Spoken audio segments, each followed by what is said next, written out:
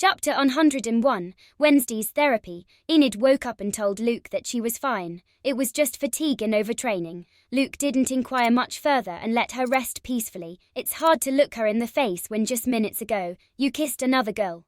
He went back to his room and collapsed onto his bed. Why did I kiss her again? Luke thought, burying his face in his pillow. The first kiss came from Wednesday. That was explainable. He couldn't do anything to dodge it, although he actually could, but it's better not to talk about that. The second one was completely his fault. He leaned in and kissed Wednesday. He even asked for a third round. Enid and I haven't gotten back together yet. It doesn't count as cheating, right? Luke thought, trying to ease his guilt. Another thing that bothered him was that he couldn't stop thinking about Wednesday. It wasn't like with the other girls he had been with, who didn't affect him in the slightest. It was easy to forget them. With Wednesday, he felt the same sensation as when he kissed Enid, though with its differences. Is it possible to be in love with two people? Luke thought with a strange expression. No, I shouldn't rush. It might just be fleeting feelings. The girl I love is Enid, Luke thought, getting up from the bed. It's strange for him to use such a cheesy word, but that's how he felt about Enid. Besides, the feeling was mutual. With Wednesday, he didn't know. She's a shell, and it's a miracle they kissed. But talking about feelings, Luke considered that unlikely. Most likely, she would isolate herself and wouldn't want to be controlled by her emotions. That's why she always avoided friends and relationships. Luke didn't know how their relationship would progress in the future, and the most probable outcome was that it wouldn't lead to anything. She would start ignoring him or something similar. The next morning, Luke had breakfast with Wednesday to talk about the latest murder that occurred. The Hyde had obtained another mutilated part for the ritual. Fewer parts were left to gather, and Wednesday was likely the next target. We can't let him keep collecting parts for the ritual. We have to stop him, Wednesday said. As for the kiss from yesterday with Luke, she decided not to bring it up, and Luke didn't want to talk about it either. Yeah, the problem is that we can't leave Nevermore, and if we do get out, where would we even look? Luke asked, taking a sip of his coffee. He knew where to look, and it was a bit exhausting having to pretend he didn't. The original Pilgrim Worship House. It was built in 1625, and the building we visited at Pilgrim World is inspired by that house. From what I've heard, it's in deplorable condition. But there might be something useful, Wednesday replied. This was what Luke had been aiming for from the start. To lead Wednesday here, where Atlas, Sabrina and the others were staying, take pictures to gather evidence, and then go back. But he wasn't too thrilled to hear that Wednesday wanted to head there. He felt like he was using her and manipulating her to get here. Why was he feeling this guilt again? A stupid feelings, Luke thought with a grimace. All right, we'll go there. Luke nodded. He would take his camera and get the best quality photos. He needed the evidence. He was at war with the Spellmans. He had to set his feelings aside. In 3 days I have to go to therapy. I'll sneak out from my therapist's house, and we'll head to the original worship house. It's about 25 kilometers away from Jericho, Wednesday said with a plan in mind. That'll take time. They'll realize you're gone. How long can you take in the bathroom? Luke asked. It doesn't matter. I don't care about the punishment. You could say you have a meeting with your editor. That way, they'll let you out, Wednesday said. Luke had already told her that he had gone to Jericho several times to meet with his editor. And the school allowed him to leave. I have a better idea, Luke said. What is it? In 2 weeks, it's outreach day. It'll be much easier to sneak out that day. Besides, it's not that easy to fake a meeting with my editor, Luke responded. Wednesday thought about it. She knew what Outreach Day meant. It's a day of awareness in Jericho. The students of Nevermore visit the town of Jericho and meet their normie neighbors. It's meant to create a sense of community with the normies. To improve their relationship, the students help the citizens of Jericho with their businesses. Like volunteer work. All right, we'll do it that day, Wednesday said after a few seconds. They'd have more time to sneak out, and it would be easier to blend in with so many students. Luke could use his mind control on a normie so they wouldn't be reported, and act as if they were always there working. 3 days later, as usual, Wednesday headed to the town of Jericho for her boring and useless therapy session with Dr. Valerie Kinbert, a normie and local therapist in the town. As usual, she was driven to Jericho by Principal Weems in her car. And as usual, Weems wanted to chat with her about her life at Nevermore. Wednesday only responded with monosyllables to make her stop bothering her. Upon arriving, Dr. Valerie opened the door and let her in. Wednesday sat on the white sofa and waited for Dr. Valerie to open her mouth and say the usual nonsense. Well, Wednesday, how was your week at Nevermore? Any interesting news, any new friends? Dr. Valerie asked with a slight kind smile. The progress she had made with this stubborn girl was minimal, but she didn't give up. It was her job to get her patients to open up and feel comfortable talking about their feelings and emotions. The memory of kissing Luke came to Wednesday's mind. Maybe for the first time, she could ask this therapist something, although she doubted she could help her. There was no harm in asking. Since that day, the thoughts she had about Luke had increased. She didn't like it. She needed to think logically and solve the mystery, not dwell on love and that kind of nonsense. How do I stop thinking about a person? Wednesday asked.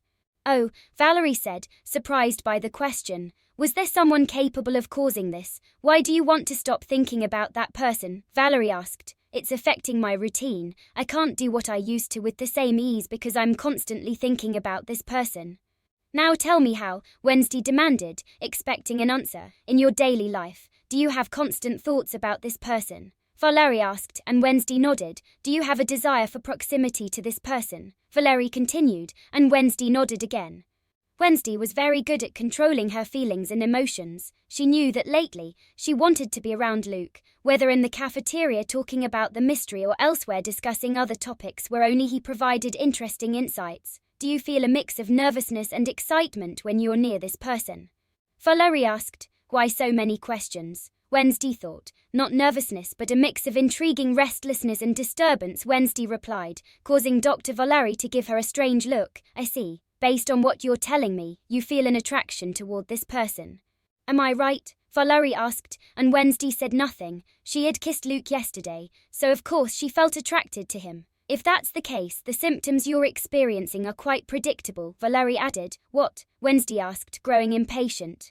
You're in love, Valerie responded simply. A grimace formed on Wednesday's face. Her in love? Let's assume your theory is true. How do I stop having these thoughts about this person? Wednesday asked. It's easy, Valerie said with a slight smile. How? Wednesday asked again. Remove him or her from your life. Stop seeing that person. Tell them not to seek you out anymore. That way, the feelings you have will gradually fade. Depending on the person, it might take more or less time, Valerie replied. Wednesday was surprised by this answer. She had expected a lecture about accepting feelings, love and all that nonsense, not this. She imagined the next few days, weeks or months at Nevermore without ever speaking to Luke again, cutting him out of her life. For some reason, she felt a pain in her chest. It felt both good and bad at the same time. If you don't want that, you can accept that person into your life. Are you afraid they'll change your routine and influence you? Just control your feelings and align them so that person becomes another gear in your life. Another part of your routine. That way, you'll keep doing what you always do with their addition, Valerie said with a smile. Another gear in my life. I didn't think this therapist would say something like that, Wednesday thought, looking at Valerie's smile. As I said, just structure your life, your routine, or whatever with that person in it. If you already have so much interest and intrigue about that person, he or she should be part of your life. Just align it so that it doesn't affect your other habits. Besides, if you get along well, it'll just make a better version of yourself, won't it? Valerie said, and Wednesday pondered. She was right. Luke was already part of her life. She just needed to control her new routine and make sure it didn't influence the things she wanted to remain unchanged. On the other hand, she and Luke made a good team. She advanced much faster on the mystery, and when they fought together they could defeat Hyde easily, something that would take much more effort if she acted alone. Was my advice helpful? Valerie asked. Wednesday looked at her. Her opinion of the normie therapist had increased. She hadn't expected useful advice. She had been bracing for the usual cheesy comments about accepting feelings and not wanting to control everything in life, typical hippie speech. So far, it had been the most fruitful session she had ever had. Chapter 102, New Decision. During the last week of winter, the outreach day arrived. 2 weeks had passed since Luke and Wednesday had decided on this course of action, and another murder had taken place. In total, there had been 4 murders, actually 5, but the Hyde failed to collect Jonah's mutilated part thanks to Luke and Wednesday, who stopped him. Marilyn already had 4 parts collected for the ritual. If Luke went by the show, the teacher would need 2 more murders, since Tyler in the series had killed and mutilated a total of 6 people in his Hyde form. During these 2 weeks, Luke made a decision. He would stop Crackstone's resurrection ritual. Therefore, he would have to stop Marilyn and the Hyde. Why did he decide this? For several reasons. The main reason was Wednesday. In these 2 weeks, he realized that his feelings for the Gothic girl were not fleeting. They didn't disappear as he thought they would. In fact, they grew stronger. It wasn't something he could control. Moreover, to his surprise, Wednesday continued to spend time with him even more closely than before, although it wasn't the typical closeness of a normal girl. Luke, who had known her for a while, noticed the differences. For example, when they sat reading in the courtyard on a cold day, and Luke felt his entire body shivering from the cold, Wednesday would move closer to him, so close that they would share warmth between them. Another example was when they talked. Wednesday was no longer as harsh when criticizing him for his tastes or other things. Her new kindness was noticeable, though only Luke could see it. To others, Wednesday would still appear as rude and sarcastic as ever. Luke noticed these small changes, and the opposite of what he thought happened. His feelings for Wednesday were not fleeting. On the contrary, they grew stronger, and Wednesday got closer to him in her way. For this reason, he decided to kill Marilyn and the hide. He would not allow them to seek Wednesday's blood for the ritual, risking her life in the process. In the series, if it hadn't been for Goody Adams' necklace, Wednesday would have died from Marilyn's stabbing. The other reason he decided to intervene in Crackstone's return was for Nevermore. If Crackstone were resurrected, he would attack Nevermore. In the process, he would destroy several parts of the school, and it was very likely there would be casualties. Luke wanted to take advantage of this to place more blame on the Spellmans, so when he presented proof that they were involved in Crackstone's resurrection, their punishment would be much harsher. But he was being very insensitive. Many people in Nevermore mattered to him, though it took him a while to realize this. Enid, Wednesday, Xavier, Ajax, Enid's siblings, Principal Larissa, and so on. His peers respected him. And he had come to realize this. He had never been as comfortable anywhere as he was at Nevermore, neither in his past life nor in this one. He couldn't let a demonic normie madman destroy his home, so he changed his plans. He would gather evidence showing the Spellmans helping in Crackstone's resurrection. But he would stop them before it could happen. It wouldn't have the same effect of guilt on the Spellmans, but that was his decision. He now also needed to collect evidence about Marilyn, her past, her knowledge about Crackstone, and more. That way, when he presented all the evidence, they could verify that Crackstone could have truly been resurrected, and that it wasn't just some questionable prophecy. Today I have to take the photos, tomorrow I'll extract the faceless one's memory, Luke thought as he travelled on a bus with everyone else heading to Jericho for their volunteer work. So I'll also tell Wednesday the truth, Luke thought. More worried about this, he decided to tell her that he already knew who was controlling the hide. How did he know this? Thanks to his enemies, whom he managed to find without them realizing, and by reading the memory of the faceless one. Why was he doing this? Because he felt guilty. He had used Wednesday, even though he already knew who was pulling the strings behind the hide and who wanted to revive Crackstone. He knew how worried Wednesday was about the prophecy. The most likely outcome is that our relationship will end when she finds out I used her. It's for the best, Luke thought, sighing internally. This way he would fulfill his promise to Enid. Why so quiet? Wednesday asked, sitting next to Luke on the bus. I thought you liked silence, Luke said with a slight smile. I do, but it's strange not to hear your annoying comments first thing in the morning. Wednesday said. Luke looked around and noticed they were the only ones at the back of the bus. I'm cold, that's why I'm not talking. It'd be nice to get a little human warmth, Luke said, rubbing his palms together. Wednesday looked around, and upon noticing that no one was in sight, she moved closer to Luke until their bodies touched. 5 minutes, Wednesday said. Thanks, you're such a kind person, Luke said with a smile, emphasizing the word kind, since he only had 5 minutes and it was likely the last time he would be this close to Wednesday. Luke rested his head on the girl's delicate shoulder. What are you doing? Wednesday asked, watching as Luke leaned on her shoulder. My face is cold. I have to make the most of the time you gave me, Luke said with a slight smile. He closed his eyes and relaxed. Wednesday smelled nice. 15 minutes passed, and they arrived in the town of Jericho. No one noticed the unusual scene of Luke sleeping on Wednesday's shoulder. She maintained a stoic expression, occasionally glancing at the sleeping Luke. We've arrived.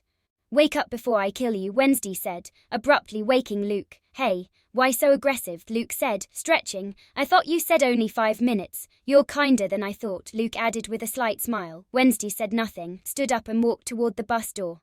Luke followed her. They both ended up volunteering at Uriah's Heap, an antique shop. They were supposed to help the owner, and it was just the two of them. Tasks were assigned randomly. Wednesday was supposed to work at Uriah's Heap, but Luke wasn't. He was originally assigned to the cafe where Tyler worked. Fortunately, they could swap jobs with other students, and Ajax had been assigned to Uriah's Heap. So Luke traded with him. Ajax was grateful to avoid working in such a boring and strange place. The owner of the shop was named Connie Jorgensen. She was an older woman with grey, curly hair, dark skin, and a peculiar sense of fashion. The good thing was that the shop was empty. It was easy for Luke to control Connie's mind. All he needed was to ensure she didn't report to the Nevermore teachers that they had abandoned their assigned posts. With his mental control over normies, Luke could give them more complex orders with longer durations. He and Wednesday left the shop through the back and started heading toward the original cult house. The distance between Jericho and the original cult house was greater than that to Nevermore. About 24 kilometers. If they were normies, it would have taken them much longer to get there, but they were outcasts. A normie runner might take over 2 hours, depending on their skill level. However, it only took them around 30 minutes. Once they reached the forest, it was easier to run, as there were no normie eyes or streets to cross. They stopped about 100 meters away. The cult house was already visible. Its dilapidated state was clear, but what caught Wednesday's attention most was seeing people inside the house. The wooden fences surrounding the house were in terrible condition, yet despite the distance, they could see movement behind the fences. The outcast's vision was sharper than that of normies. Could they be drug addicts? Wednesday asked, hiding behind a tree and taking a closer look at the cabin, whose wood was nearly black. It was a miracle it was still standing. No, look closer. What kind of vagabonds wear hoods and black cloaks? Luke said, pulling out his $5,000 camera. Wednesday noticed 4 hooded figures looking very suspicious. 2 were outside the house, while the other 2 could be seen inside through a hole in the wall that seemed to have once been a window. Since when are you a photographer? Wednesday asked, watching Luke take several pictures. She didn't understand why he was taking photos. Did he want evidence for what? Up until now, they hadn't gathered any, as they had no plans to show it to anyone. A newly discovered hidden talent. Let's get closer. I need better shots, Luke said, and Wednesday nodded. She activated her stealth ability. Covering them both, they moved closer until they were about 35 meters away, using the shadows of the trees and bushes for cover. Luke took several photos. His camera had excellent quality, and in the pictures, the features of the hooded figures could be discerned despite their cloaks. Why are you taking so many pictures? Wednesday asked, her expression puzzled. She had expected that they would discuss who these hooded figures were. For Wednesday, the most likely theory was that they were the ones controlling the hide. She hadn't expected there to be so many of them. In a fight, they would be outnumbered. Let's move back to a safer distance, Luke said, stopping his photo taking. He had enough now. Amaranth, who was among the hooded figures, sniffed the air several times. She sensed a familiar scent, or more precisely, blood. As a half-vampire, one of her abilities allowed her to detect a former victim if they were nearby, within about 100 meters or less. Usually, the people she drained of blood were left completely dry, so she rarely needed to use this ability. That's why its range was so limited. However, this time, the scent of blood was barely noticeable, as if it were both there and not there at the same time. She stepped outside the house and scanned the surroundings, but saw nothing. Has it been so long since I used my sense of smell that it's failing? Amaranth thought, dismissing her concern and returning to the house. Chapter 103, Confession. Luke didn't know that he had just escaped detection by Amaranth's blood sense. His idea of coming with Wednesday and her stealth ability had been the right decision. As for why Amaranth never detected him in Jericho when Luke was watching her and Deacon the Faceless One, it was because Luke had been observing them from kilometers away with his abilities. Amaranth's range couldn't detect him from such a distance, from a distance of over 100 meters. Luke and Wednesday hid behind a large tree. I have something to confess, Luke said, turning off the camera. What is it? Wednesday asked, raising an eyebrow. Luke's behavior had been strange ever since he started taking pictures. I know those hooded figures. They aren't the ones controlling the hide, although they are involved, Luke said, beginning to explain the whole story. He told her that months ago, he had discovered the presence of the hooded figures in Jericho. With this, he managed to attack one of them and read their memories, learning about the true person controlling the hide, as the hooded figures had contacted the person and wanted to help them. Throughout the story, Luke told her, Wednesday had a stoic expression and listened intently. So, those hooded figures are from the Spellman family. The same ones who attacked at last year's poke-up and now want to use the person controlling the hide to kill you, Wednesday said. Yes, I fought 3 of them and managed to recognize one. It's a faceless one. He's not strong. I was able to read his memories while he was watching over the hide. Luke nodded. The Hyde is that normie named Tyler, and the person controlling him is the normie botany teacher, Wednesday asked, hiding her surprise. She knew both people. Sometimes, after leaving therapy, she would have breakfast at the cafe where Tyler worked. And she had met him. The boy was very talkative with her and seemed like the typical friendly normie. He didn't seem like a hidden Hyde or a serial killer. As for the normie teacher named Marilyn, she knew her better than Tyler. She was the head of her dorm and had had a few conversations with her. She also seemed like the typical friendly normie, not a normie who would want to revive Crackstone to kill outcasts. Yes, the hooded figures gave Marilyn a power-enhancing drug to use on the Hyde after his defeat by the two of us at the Harvest Festival. I don't know if she's used it yet. Luke said, if you knew the real identity of the culprits, why did you act like you were solving the mystery with me? You could have killed the Hyde and the normie, and the prophecy would have been over, Wednesday said. Her tone was icy, and this time her anger was noticeable. It didn't suit me. My goal is to gather evidence that the Spellmans are helping the Hyde kill normies and aiding in Crackstone's resurrection. You know there's an old grudge between my family and the Spellmans, right? Luke said, and Wednesday nodded. The families of important psychics knew that the Poes and the Spellmans had been at war for hundreds of years. And the Spellmans were winning that war for obvious reasons. It cannot go unnoticed that the Poe and the Spellman die, and that now the Poe is almost extinct. Last year, they attacked the Poe Cup, but there's no evidence to prove that. So I wanted to gather the best possible evidence to present it and ensure they receive the punishment they deserve. Duke said, this way, the Spellmans would be in a difficult position. Most likely, they would leave Luke alone for at least the remaining years he had at Nevermore. He would then plan how to continue his fight to prove to the world that they had made deals with demons. I understand your point. If you gathered evidence that they helped with Crackstone's resurrection and presented it to the outcast police, they would face severe punishment. Wednesday nodded. Reviving a xenophobic normie who had made deals with demons was a serious crime. However, now I can stop Marilyn and Tyler. That way, Crackstone won't be resurrected, and the punishment for the Spellmans won't be as severe, said Wednesday. It wasn't the same if the Spellmans had helped with Crackstone's resurrection and he had been revived. Compared to him not being resurrected at all, the punishment would be lighter since nothing had happened. It's like someone planning to murder another person but being stopped before they can. Their sentence would be less severe compared to if they had successfully committed the murder and were caught afterward. Why are you telling me this? Your plan won't work anymore. Although you can present evidence that they helped the Hyde kill innocent normies, it won't be the same since Crackstone won't be resurrected, Wednesday said, looking at Luke with curiosity because for Crackstone to be resurrected, your blood is needed, Luke responded, and for the first time, Wednesday showed a hint of surprise, though not much. Explain further, Wednesday said, and Luke told her that he had read Marilyn's memories, learning about the full ritual for Crackstone's resurrection. It was a lie that he had read Marilyn's memories. He knew because he had seen the show. That explains the visions I've had. It's a grudge between my family, Crackstone, and the Gates. Wednesday thought, connecting many dots. Marilyn, or rather Laurel Gates, stole the Book of Shadows from Pilgrim World. In that book there's a dark necromancy ritual. Once she has the body parts she needs, she will come after you, Luke said. Now I understand why Rowan said I would destroy Nevermore. My blood is the key to Crackstone being revived and released from the blood coffin.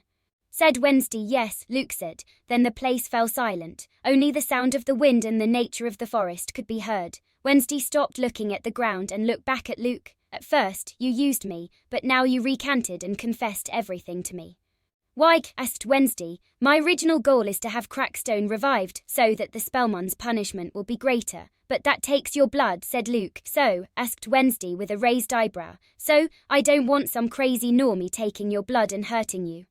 Luke said, scratching his cheek, a little embarrassed, manipulative and protective at the same time.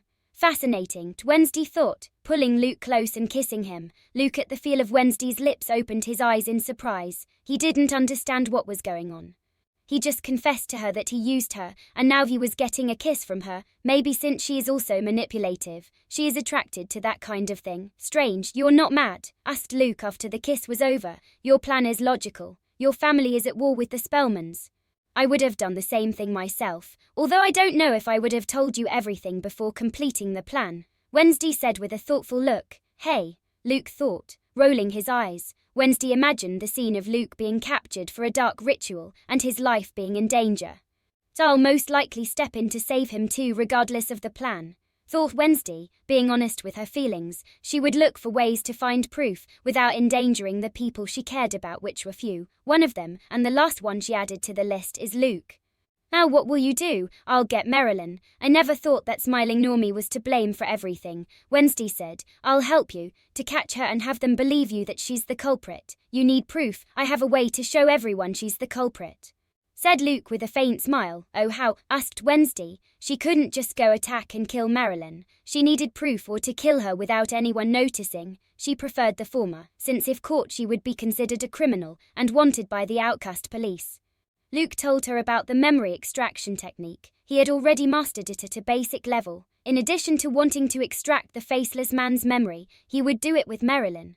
Then, he would present the evidence to the outcast police, in addition to getting rid of Marilyn easily and quickly.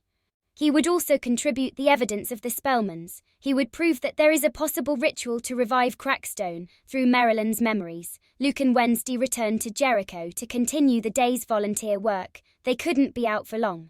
Again, Luke ended up confused. He thought Wednesday would get mad at him, but that didn't happen. They even already planned their next moves to get Marilyn. He even managed to kiss her again. A very good feeling. The third time he kisses her, and it is after confessing to her that he used her. Strange, the problem is that their relationship seems to have improved. Luke had not expected this to develop. This posed a problem for him. He was already expecting Enid, but now he was with Wednesday. What was he to do? Chapter 104. Memory extraction. The day after Outreach Day, Luke convinced Principal Larissa to let him and Wednesday visit Jericho. He told her he would explain everything and that it was a fundamental matter related to the Spellmans and the murderous hide in Jericho. Larissa agreed, ever since she read Luke's mother's letter last year. She had been willing to help him with anything he asked for. If you could convince the principal to let us go, you would have done it before, Wednesday remarked as they traveled to Jericho in a taxi. You know why I didn't? If you kept solving the mystery at that speed, I wouldn't have been able to gather evidence calmly, Luke justified himself. Wednesday displayed a self-satisfied expression in response to Luke's compliment. Now that I think about it, Wednesday said, leaning closer to Luke. What's wrong? Luke asked. Why did you help me in the first place to solve the mystery? If you had refused, I wouldn't have had your help, though I would have solved it sooner or later, Wednesday said. What Wednesday was saying made sense. If he had refused to help her, telling her that the prophecy was nonsense, Wednesday might have taken longer to solve the mystery. As she wouldn't have Luke's help, when Luke decided to help her, he didn't know about the Spellman's plan to use the hide or Crackstone to kill him. So he planned to interfere with the prophecy and wouldn't allow Crackstone to be resurrected. He already had enough to deal with. With the Spellmans after him, without having to handle a demonic Normie, he changed his mind when he found out about the Spellmans' plans a few days later. I still didn't know about the Spellmans' plans at that time, nor that the prophecy was real, so I thought it was right to investigate a little.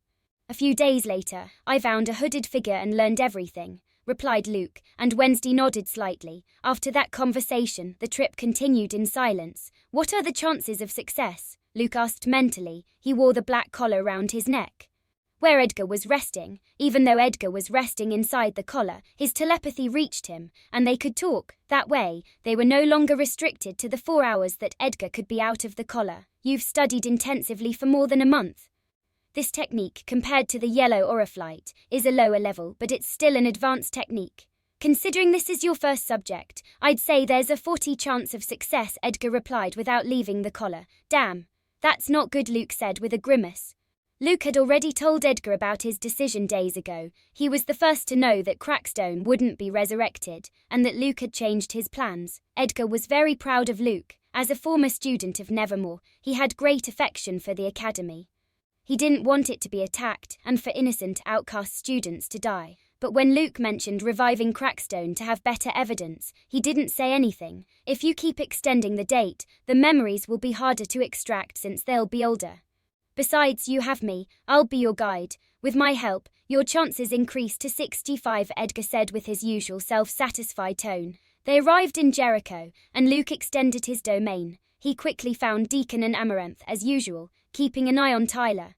There were only a few minutes left before Tyler's shift ended, and he'd go back home. After that, Amaranth would return to the original cult house, leaving only Deacon to keep watch. Luke already knew why the two of them were watching Tyler during the murders. They had helped the hide. He found out by reading Deacon's memories, which he did weekly, and from the recordings he had collected. They helped to ensure there were no witnesses at the scene or to distract the outcast police officers. This was perfect for Luke, as when he presented the evidence, the Spellmans would be even more at fault. What he didn't know was what Atlas the Gorgon, Sabrina, and Sebastian, Sabrina's older brother, were up to. As usual, Luke went to a deserted alley about 1 kilometer away from Tyler's house. He kept his distance as a precaution. "Nice place. Why are we so far from the cafe or the house?" asked Wednesday, observing the dark alley where Luke had taken her. "We have to wait for Tyler to finish work and go back home. Then the hooded figures will separate. And only one will be left keeping watch," Luke explained. "I know, I understood that part. But if we're so far from the cafe, how will we know when he finishes work and heads home?" Wednesday asked. "I'll know. I can keep an eye on them from this distance," Luke said, giving a slight mysterious smile. "You can," Wednesday said, her mind working through Luke's statement. "Clairvoyance?" she asked after a few seconds. "Oh, she's much smarter than that faceless one." It was to be expected, Luke thought. "Yes, extrasensory perception.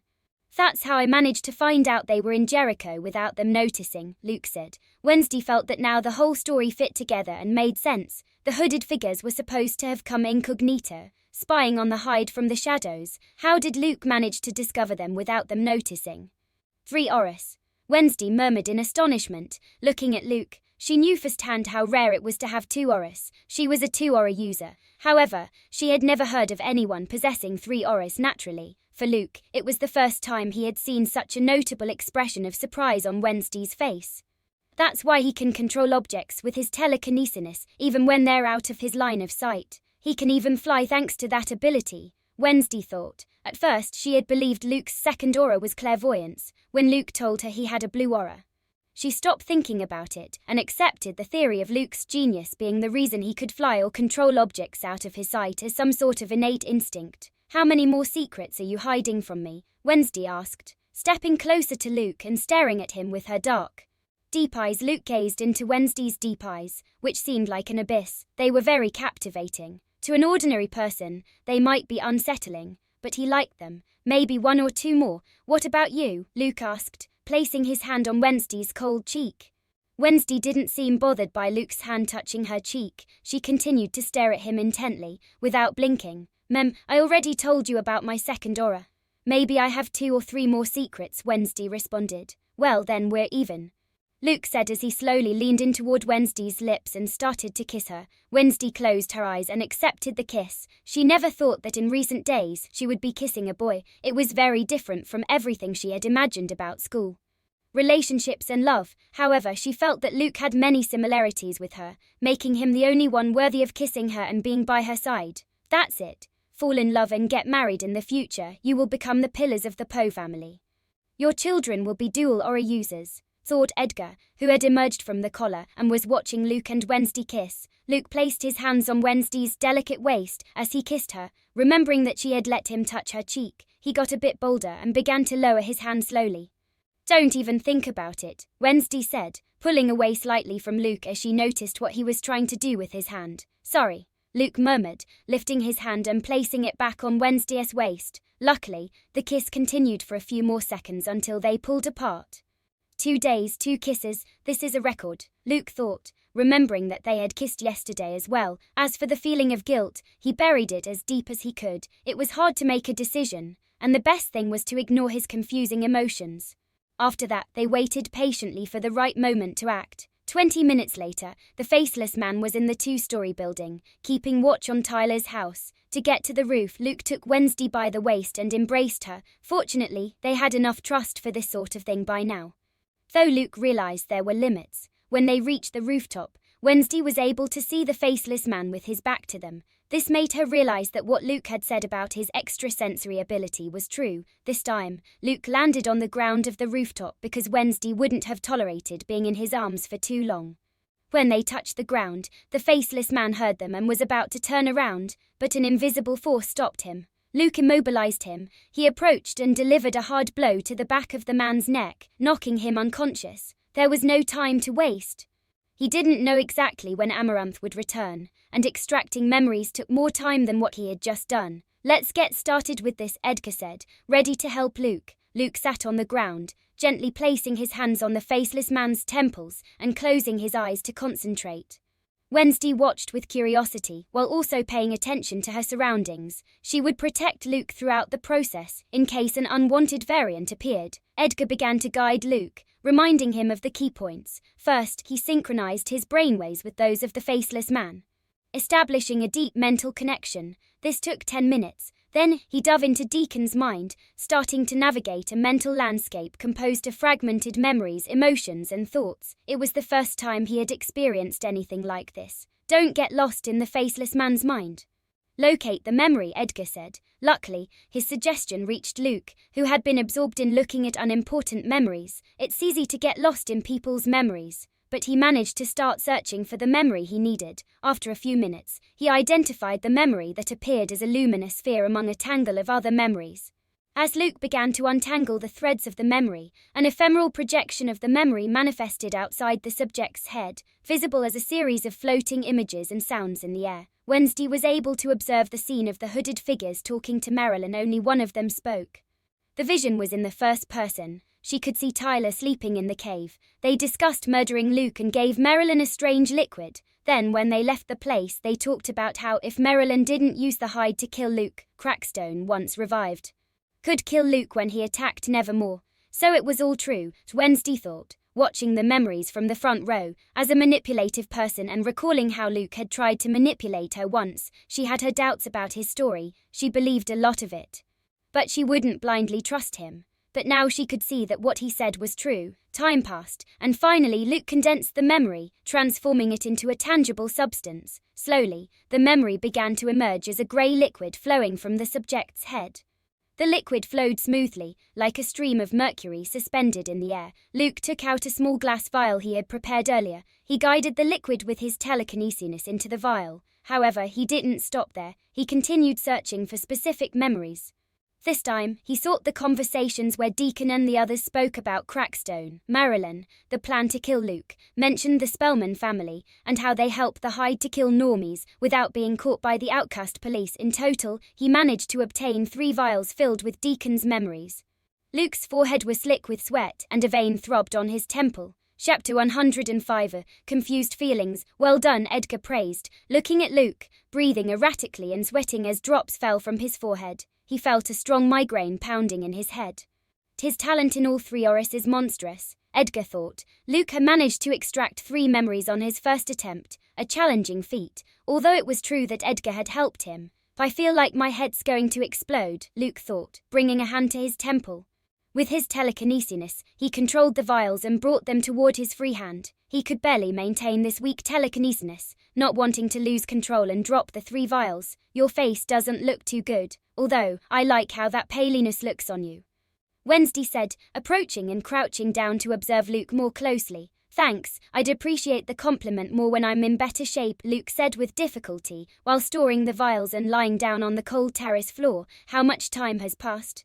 Luke asked. 1 hour 9 minutes and 32 seconds, Wednesday replied, glancing at a small watch on her wrist. That sure took a while, Luke thought. After 10 minutes he stood up and looked at Deacon, who was still lying unconscious on the ground. Should we kill him? Wednesday asked. This faceless man was no longer useful. They could get rid of him, though it would alert the other hooded figures. I'd like to, but it's better if they keep thinking everything is going according to plan. We need to extract Marilyn's memories before we can strike. Luke replied, are we kidnapping Marilyn tomorrow? Wednesday asked. The plan was yes, but my headache is worse than I expected. I'll need a few days to recover. Plus, I still need to manipulate the faceless guy's memories, so he thinks nothing happened, Luke said with a grimace.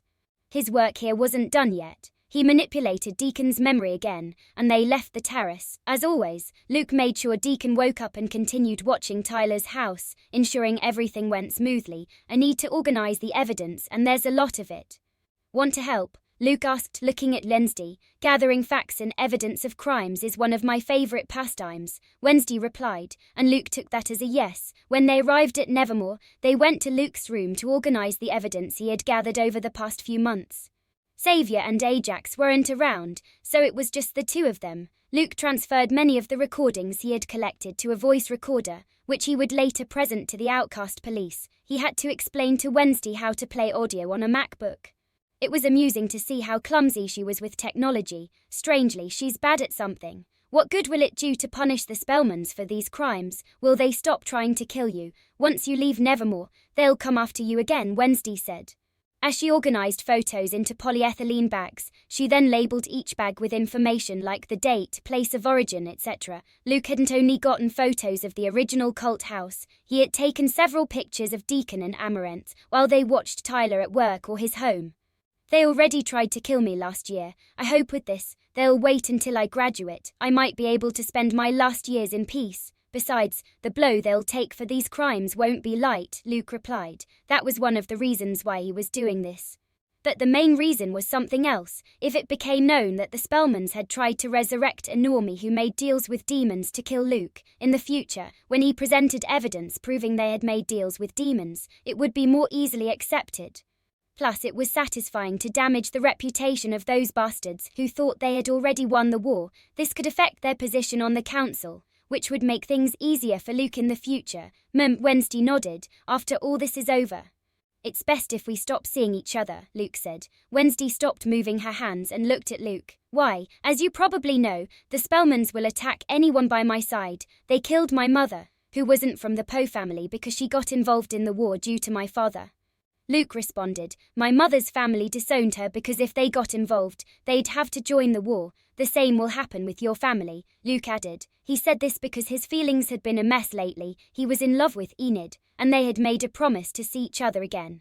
Enid had hinted that she didn't care about facing Luke's enemies. At first, Luke was hesitant to accept this, as he cared deeply about Enid's safety and didn't want to put her in danger, just like his father had done with his mother. But why was that wrong? It was Enid's choice to be with him. Enid was a thoughtful person, and if she understood the risks and accepted them, it wasn't Luke's decision to push her away. He'd rather have her by his side since he had fallen in love with her. He wouldn't be like the typical fools who push their loved ones away when they want to stay. If they die in the attempt, then it's just bad luck. Luke would do everything he could to protect Enid as long as she was by his side. As for Wednesday, he had strong feelings for her, but Enid had come first. He wouldn't betray Enid. He knew the harm he could cause if he did would be severe. If he hurt her, the guilt would eat him alive. Luke was someone who rarely felt guilt, but when he did, the effects were profound. Wednesday was emotionally strong though. Even though he'd noticed her getting closer to him, pushing her away now wouldn't cause her much emotional damage. Luke believed it was more likely that her ego would be bruised, and she'd want to kill him rather than suffer emotional pain or trauma. As for polygamy, Luke had never even considered that option. I thought by now you'd realize that I couldn't care less about my family's opinion. Besides, my parents won't give a damn about getting involved in someone else's family feud, Wednesday said. But it's a war. It could endanger the very foundations of your family, Luke said, trying to convince her. Even better, who doesn't love wars? My Uncle Fletcher will be thrilled, Wednesday replied, and Luke cursed himself for getting involved with this girl and her strange family. The Addams family would be the only ones capable of accepting an outside war and being happy about it. I take responsibility for my actions. Duke, I don't need your macho protection. I'll personally rip the heads off your enemies if they dare attack me. It's been a long time since I've had guinea pigs. I need to test my new torture methods, and a couple of people will do just fine, Wednesday said with a slight macabre smile that would terrify most children. However, Luke found what she said and her smile unbelievably attractive. He couldn't resist kissing her. Why so sudden? Wednesday asked, accepting Luke's kiss. Slowly, she was getting used to his lips, and it was a pleasant sensation, like placing clamp electrodes on the skin of someone firmly strapped to a chair with leather straps. Sorry, I liked your smile when you were talking about torturing the Spellmans, Luke said. When he first saw Wednesday walk into his class, he never thought he would fall in love with this strange girl, though he was strange too. Oh, torture brings so much delight. I should teach you the art one of these days. Maybe we can use that faceless one, Wednesday suggested. Luke nodded, and they continued organizing the evidence. It would be pointless to keep trying to push Wednesday away like that. The next day, Luke arranged a meeting with Principal Weems. She would be the first person to whom he'd show the evidence. This was to catch Marilyn with her help and extract the naughty teacher's memory with her approval. Larissa couldn't believe everything Luke was telling her, but the evidence was convincing, especially the recordings of the hooded figures talking about the Hyde and Marilyn. She couldn't view the memory extracts Luke had collected since she didn't have the device to project thoughts. Luke suggested that Larissa investigate Tyler's past, particularly who his normie father had married, as he must have wed an outcast with access to all of Nevermore's records. It didn't take Larissa long to find information about Tyler's mother. Tyler's mother was named Françoise Sylvain, her maiden name. She married a normie who is currently the sheriff of Jericho. The most surprising thing was that Larissa knew Françoise. She had been her classmate at Nevermore.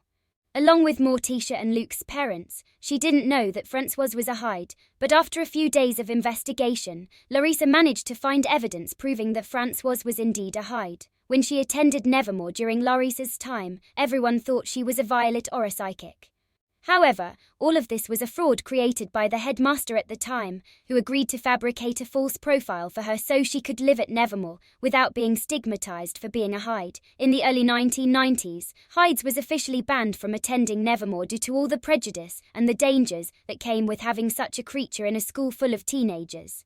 Larissa gathered all this information at Luke's request. It would help provide complete evidence to the marginal police. Finally, Larissa could rid herself of the murderer who had terrorized Jericho and placed Nevermore in a difficult situation. She never imagined it was a Norway teacher she had hired herself. She needed to take care of this as soon as possible. After about 6 days, Luke finally felt ready to extract Marilyn's memories. This time, they had Larissa's help, who arranged a friendly meeting with the normie professor in her office late at night. Chapter 106.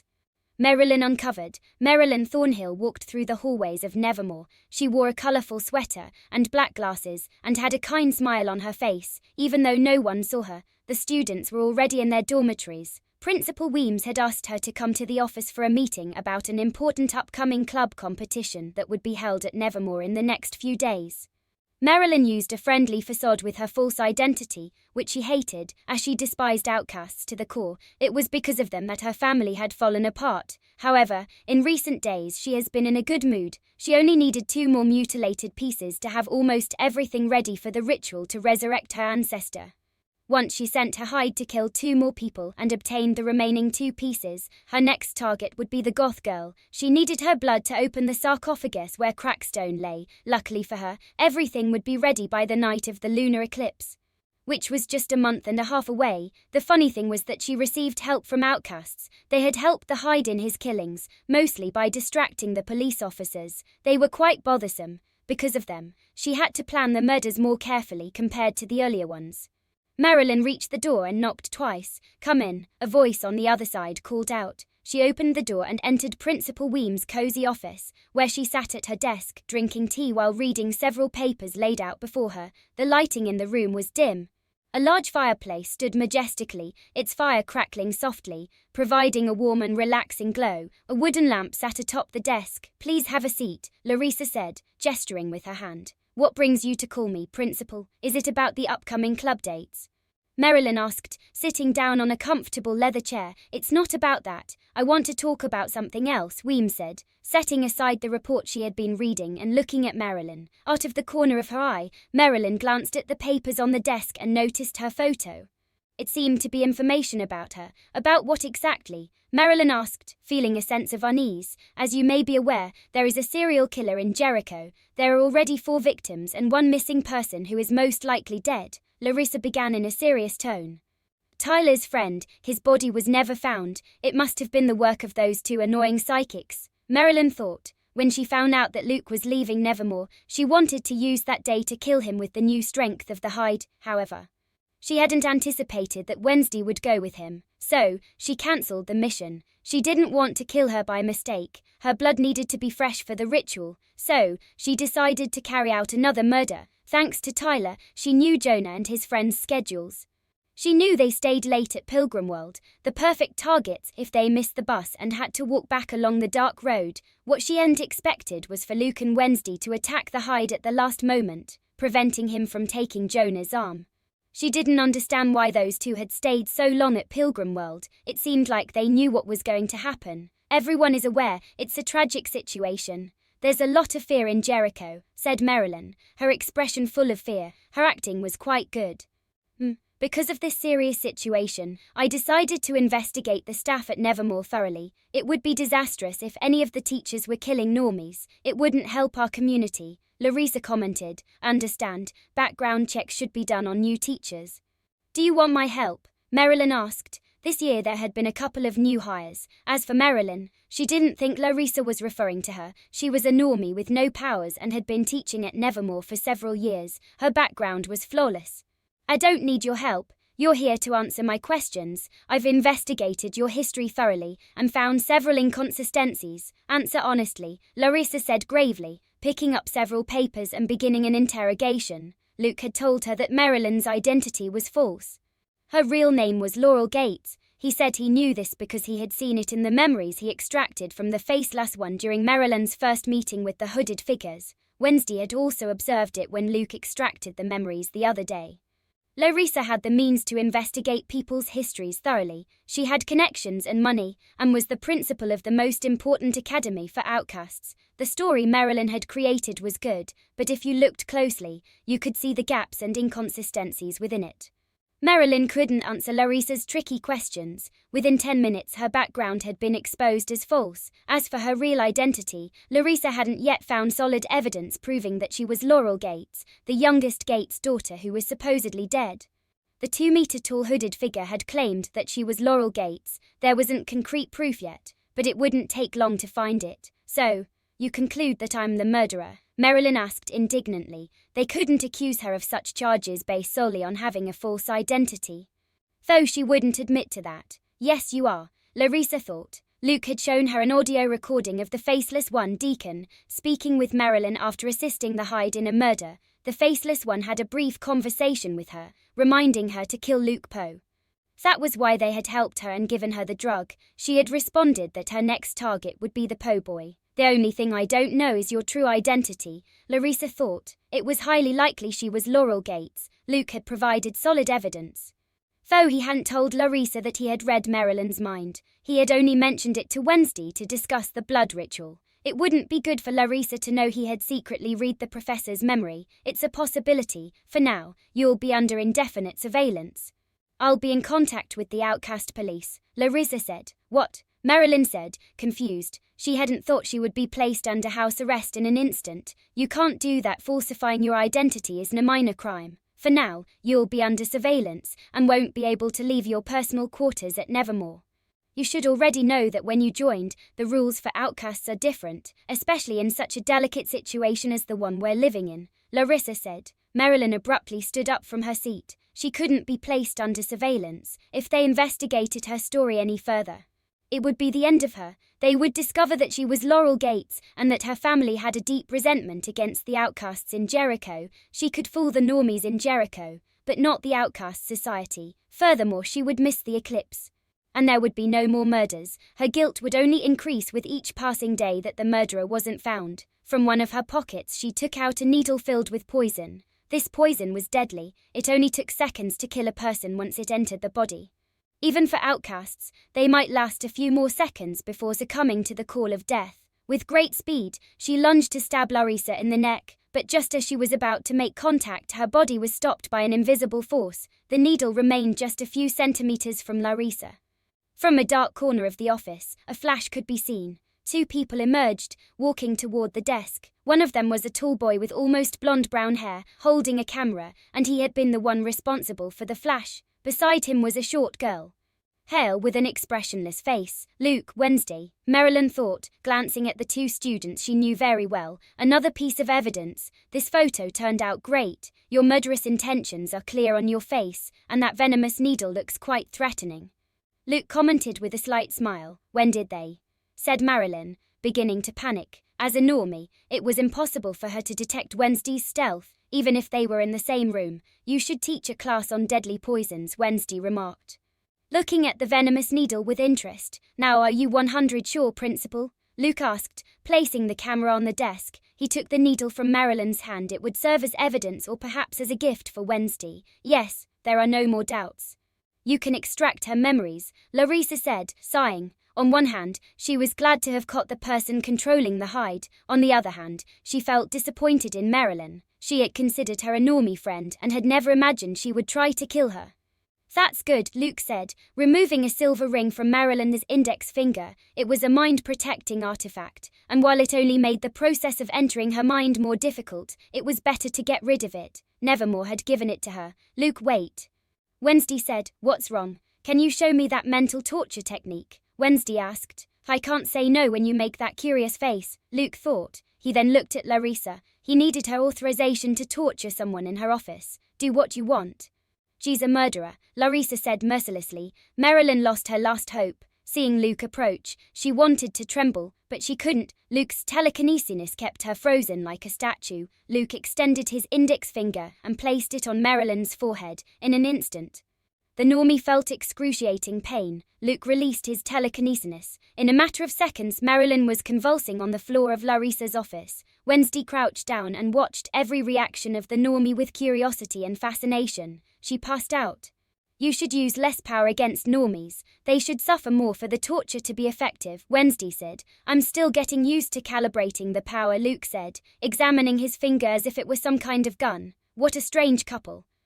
Larissa thought. She would consider Luke and Wednesday the most terrifying students at Nevermore. Additionally, she noticed that Luke's sadism had increased since he met this girl. Let's end this once and for all, Luke said. Sitting on the floor, Edgar had already come out of the collar, ready to guide Luke. As for the torture, it didn't seem like a big deal to him. He knew better methods. Luke extracted 3 memories again, which were projected and visible to Wednesday and Larissa. He could have brought the outcast police agents here, but he decided not to. It was almost certain they wouldn't let him act this way. This case belongs to the outcast police. They wouldn't allow a teenager to interfere and experiment with the mind of the murderer. So, he decided to show them the memories to them later. The memories he extracted were older, which complicated the process. Although Marilyn's mind was simpler than Deacon's, in these memories, he had everything he needed. Marilyn's true identity and her history, how she controlled the hide, and information about the ritual to revive Crackstone through Goody Adams's Book of Shadows. Chapter 107, Anomaly Discovered. Incredible. Extracting memories from individuals is extremely difficult for a 15-year-old to achieve it, said Larissa, who had watched the entire memory extraction process. She was familiar with this advanced blue aura technique. It was rarely seen in action, as its primary use was to present evidence against an individual or a group of individuals. She was also astonished when she learned that Luke possessed a blue aura. The boy had hidden it very well. For some reason, she felt proud that Luke also had Sophie's aura. Luke is not a normal 15-year-old, Wednesday said. Larissa looked at her in surprise. It was very rare for this girl to compliment anyone. She decided not to comment on it. Wednesday wondered how Larissa would react if Luke told her that he possessed 3 auras. She probably wouldn't believe him until she saw it with her own eyes. Anyway, she won't know for now, only I know, Wednesday thought. Will you now present all the evidence to the outcast police agents? Larissa asked, approaching Luke as he carefully stored the vials. Yes, they'll be able to catch the hide, and that will put an end to the murders and Crackstone's resurrection ritual. Proving the Spellman's guilt will take more time, right? Said Luke, and Larissa nodded. First, you need to file a report with the agents, providing details and useful documentation to support the claim. Since you have memory extracts, the process will be much faster, but they still need to evaluate the evidence. I'm not exactly sure how long it might take, but it won't be a process of just a few days or a week. Larissa explained, sharing what she knew about the outcast justice system. It's more bureaucratic than I imagined, Luke thought, grimacing. Though it seemed much faster than the American normie judicial system, he wasn't very knowledgeable on the subject. What will you do with Marilyn? Luke asked. For now, she'll stay in the old Nevermore cells. They used to be for uncontrollable hides many years ago, Larissa replied without any compassion. I need to go retrieve the Book of Shadows from Marilyn's, or rather Laurel's, office, Wednesday remarked. She wanted to recover her family's legacy, especially if it was a witchcraft book with dark spells. Absolutely not. A teenager with such a dangerous book in her hands. I'll return it to your parents when possible. I'll contact them, Larissa said, refusing without hesitation. Wednesday clicked her tongue lightly and said nothing more. She knew that psychic books of dark magic were controversial. Although it was her family's, it was right for her parents to have it, not her, as she was still a minor and in an educational institution. In the middle of the forest, a house in terrible condition could be seen. Combined with the darkness of the night and the sounds of nature, it created an unsettling atmosphere. The little light that came through the broken windows barely illuminated the interior. Only a single dim torch was placed inside the house, casting long shadows. This was the original cult house, where Crackstone had incinerated many innocent outcasts. Adults, children, and the elderly people of all ages. The main room was large and had a high ceiling. But it was ruined by years of neglect. Several hooded figures were scattered across the room, standing apart from each other, as if they barely wanted to converse. "When is that stupid normie going to kill the last two people? I'm tired of waiting," said one hooded figure in a shrill, whining tone. Luke would recognize that voice anywhere. It was Sabrina Spellman. "No matter how fast the hide axe and gets what's needed for the ritual, we'll still have to wait. Didn't you understand the ritual?" asked another hooded figure leaning against a wooden wall. His tone was mocking, treating Sabrina like an idiot. The only person who would dare speak to her that way was her older brother, Sebastian. "Of course I understood the ritual. I'm just sick of being stuck in this dump and this shitty town," Sabrina replied. Frustrated, she should be at the Academy of Dark Arts, a luxurious school reserved only for those of her high class. There she would be the most popular of all, with many followers ready to kiss her feet. She would be living her best years at school. Instead, she had been stuck for months in this crumbling house, monitoring a normie who controlled a half-breed hired to kill Luke Poe, a boy she hated. Ever since she was tasked with dealing with him, her life had been a nightmare. "I told Father you weren't ready for this mission. He spoiled you too much. I could have killed him, and we wouldn't be here with all this mess," said Sebastian, his tone laced with hidden resentment. It would have been an honor for him to end the centuries-old grudge his family held against the Poes, yet the task had been given to his stupid younger sister. Just because she possessed two auras, this left him with no chance to be the next leader of the Spellmans. "Shut up. You're just jealous because Father and the others chose me. I'm superior to you," said Sabrina, as flames emerged from her palms, ready to explode at any moment. "Superior you? Your two auras were useless against Luke Poe. They'll be even more worthless against me," Sebastian snapped, stepping away from the wall and glaring at Sabrina with hatred. Flames appeared in Sebastian's hands as well, ready to be unleashed at any moment. Amaranth watched the sibling rivalry with a smile. She wondered which sibling was stronger, thinking that Sebastian would win, as Sabrina had changed a lot in recent times. Since Sabrina's defeat by Luke, she has become much easier to provoke and is constantly short-tempered. This made it easier to face someone angry all the time. She possessed a red aura of emotional manipulation, but ironically, couldn't control her own emotions. Being defeated for the first time in her life by Luke had affected her greatly. "Silence, both of you," said a hooded figure sitting cross-legged. His voice was raspy. It was Atlas, the Gorgon. However, Sabrina and Sebastian ignored him and were about to fight. "The normie has been captured. We must act immediately," Atlas commented, managing to stop the siblings, who looked at him in surprise. "What happened?" Amaranth asked, equally surprised. She hadn't expected this normie, who had gone unnoticed for so many years without any issues, to be caught at such a critical moment. "The seal I placed on the normie sent a signal. She's unconscious. Before that, she was briefly tortured. She's at Nevermore, so they must have captured her," Atlas briefly explained, shaking his head. He couldn't trust a stupid creature like a normie. As a long-time follower of the Spellman family, Atlas had acquired dark magic spells.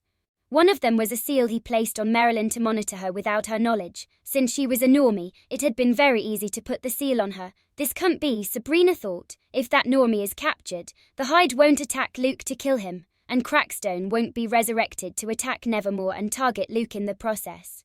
What do we do? If she was caught at Nevermore, that means the principal is aware. If she's handed over to the Outcast police, they'll be able to read her memories," said Sebastian. The most dangerous memory was Marilyn's conversation with them, where Atlas told her to kill Luke and gave her the enhancing drug.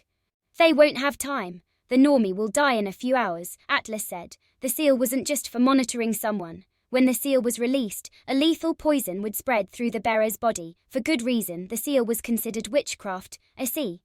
Did the mission fail? Should we retreat?" asked Sebastian. "It would be a huge waste of time, but continuing could put them in a dangerous position. After all, the Outcast police were in Jericho, and they were helping revive a demonic normie. If they were caught, the excuse of the personal grudge between the Spellmans and the Poes wouldn't matter, since they were endangering all outcasts at Nevermore. "We will continue. We will resurrect Crackstone. We know the method," Atlas said decisively. Their mission was clear. Kill Luke Poe, no matter what. No one knew their identities, and as long as they remained hidden, the Spellman family couldn't be blamed, or so Atlas thought. "Why does Father want to kill Luke Poe at all costs?" Sebastian thought, confused and surprised by Atlas's decision. He understood the family grudge, but attacking Nevermore was risky, especially if they were discovered. His stupid sister had almost been exposed last year. When Luke's father was at Nevermore, they never tried to attack him while he stayed at the school. He didn't understand why they wanted to kill Luke now, instead of waiting a few years until he left Nevermore, when it would be much easier to go after him. "Let's go, we need to get to where Deacon is," Atlas said, leaving the house. As usual, Deacon was keeping watch over Tyler. Even though it was late at night. Chapter 108, Training with Wednesday. Luke dodged a dark blast at the last moment. His eyes were covered by a black blindfold. He was in the secondary gym, training with Wednesday, who was helping him improve his observation hockey. "You used telekinesis to dodge that hit. We said you couldn't help yourself dodge with your yellow aura," said Wednesday, annoyed that her attack had been evaded. Although Luke's movement was minimal, he was aided by a telekinetic wave that shifted him at the last second to dodge Wednesday's attack. This unnatural movement was caught by the sharp eye of the Gothic girl. "That attack was dangerous. You should hold back when you are training," Luke complained. Wednesday's attacks were fast and came from unexpected angles, despite her body being superior to that of a normie. It was still difficult for Luke to dodge the attacks using only his observation hockey. He didn't have a physically enhanced body like Luffy's. If his opponent was faster than him, he wouldn't be able to dodge the attack in time. Using telekinesis to boost his speed or move at the right moment to evade made it much easier to avoid the strikes. "You weren't in any danger. I calculated the power well. You'd only have suffered a few scratches. Stick to the rules you set and only use clairvoyance," Wednesday said, and Luke reluctantly nodded. He should go back in time and punch himself for setting those rules. "I have to be faster. Even if he uses his telekinesis, he shouldn't be able to dodge my attack," thought Wednesday. With a flick of her hand, she launched another dark blast at Luke. But that wasn't all. She disappeared and reappeared a few meters behind Luke. Using her technique that allowed her to travel through shadows, the moment she emerged behind Luke, she sent another dark blast toward him. She repeated the process once more, launching the same attack again. 3 dark blasts were speeding toward Luke, since they were fired at slightly different times. Even if only by a second or two, it allowed Luke to attempt dodging them. He managed to avoid the first one with some margin. The second one was a close call, and the third he couldn't dodge. It hit his left arm, knocking him down and throwing him to the ground from the force of Wednesday's attack. "Your body can't keep up with your brain," commented Edgar, who had been observing the entire practice fight. "Yeah, I know. You don't have to say it," Luke grumbled from the ground. He needed better reflexes and more speed. "You have 3 options," Edgar said. Unfazed by Luke's grushines, he was used to it by now. "The first is to improve your physique. As an outcast, your body is better than that of normies, but it has its limits. You won't be able to match werewolves, vampires or hides unless you have a green aura. So I wouldn't recommend that option. Besides, you're already at a good level compared to when you first arrived in Jericho," Edgar explained calmly. Luke listened attentively. Edgar was an excellent teacher. His strength had improved by leaps and bounds thanks to him. Compared to when he first arrived in Jericho, his power had changed drastically, and it had only been a year and a few months. "The second option is to use your telekinesis. With your current pseudo-precognition combined with telekinesis, you could react to attacks that your body wouldn't be able to.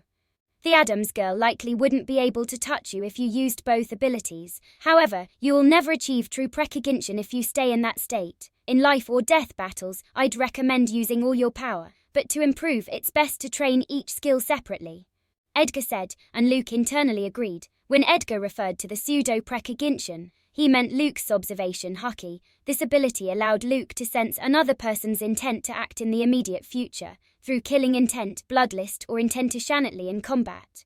It wasn't seeing the future, it was predicting what someone was going to do seconds beforehand. That's why Edgar called it a pseudo-precognition. True precognition gave you the ability to see the actual future, basically, like the future sight in One Piece, which is a very advanced level of observation hockey. Edgar had told Luke that he possessed this ability when he was alive. It was a very advanced skill, harder than flying or memory extraction. Luke had been stuck in his training since the holidays. The third option, and the one I recommend you apply in your training, is to wear a blindfold and only use your pseudo-precognition. No other ability, not even your domain. If you use the latter, the blindfold becomes pointless. Eventually you'll improve, Edgar said. "I'll do it," said Luke. It would be painful, as he would take many hits, but if he managed to achieve true precognition, It would be incredibly useful in combat. Combined with his telekinesis, he'd be nearly untouchable in most situations. How long have you been there?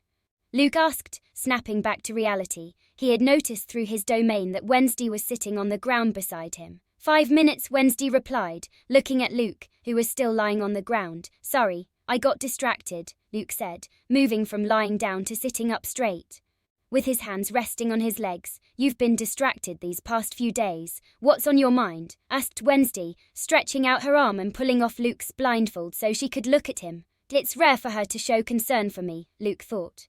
Since the trip to Pilgrim World, his relationship with Wednesday had steadily improved. Luke had stopped worrying about it and decided to let things happen as they would. He had tried to push her away before, but he had failed miserably. A lot has happened these days.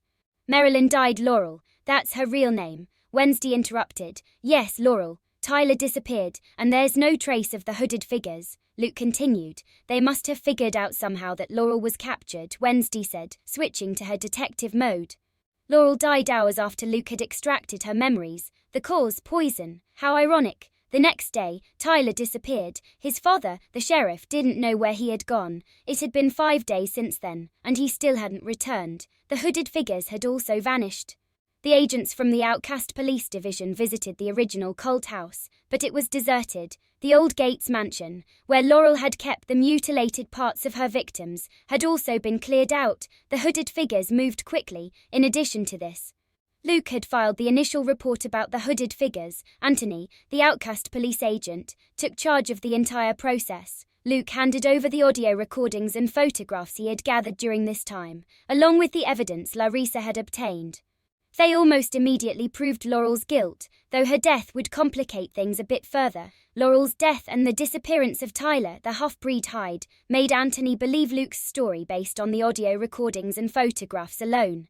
The hooded figures were real, and they were behind all of this. As for the Crackstone resurrection ritual and the identities of the hooded figures, that was a more delicate matter. They would need to review the memories Luke had extracted. Anthony was quite surprised to learn that Luke possessed a dual aura and could use such advanced techniques. As for Luke using these techniques, he wouldn't face any punishment. The procedures worked differently for outcasts. They could have denied Luke the use of that technique on Laurel if they had known she was the killer, but Luke was one step ahead of them. So they couldn't blame him. Luke didn't hand over the memory extracts. Unlike the other evidence, he had no copies. These were the originals. The agents had to return to the Congress, a place that housed several members of his arch-enemy family. He wouldn't risk having them stolen, even if the possibility was minimal. So, he requested that they bring the special device to Nevermore. Anthony agreed. He was very understanding and acknowledged Luke's concerns. His partner left Jericho, taking all this information to the council and promising to return with the device to read the memories. Anthony stayed behind, as the hooded figures and the Hyde were still on the loose, and there was a potential resurrection ritual that could bring back the demonic Normie, Crackstone. Their goal is to kill you. If they captured Tyler, they could continue with their original plan of using him to murder you. They probably have no idea you've presented evidence against them, revealing their identities, Wednesday commented. Yeah, what worries me is the ritual. I don't know if those bastards will want to continue it, Luke said, frowning. The plot had been altered. Although Laurel was dead, the Spellmans knew how to resurrect Crackstone, and they could try. Why so worried? The odds are against them. They need to kill 2 more people, attack Nevermore to retrieve the Book of Shadows for the ritual, and finally reach Crackstone's crypt on Raven Island. For that, they'd need to kidnap me, so they'd have to attack Nevermore again. We know all of this, so we just need to be prepared, said Wednesday, who didn't seem concerned about her safety at all. Also, the eclipse will be in exactly 1 month and 10 days.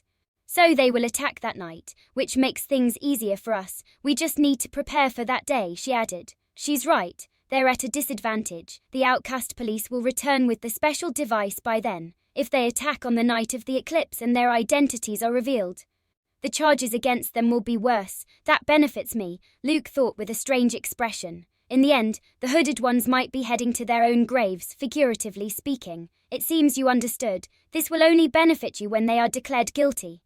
Wednesday said, Hey, don't say it like I'm an idiot. I was just worried about you. I don't want you to get attacked because of your blood, Luke said. Oh, you're worried about someone. That's rare to see, Wednesday commented, maintaining her blank expression.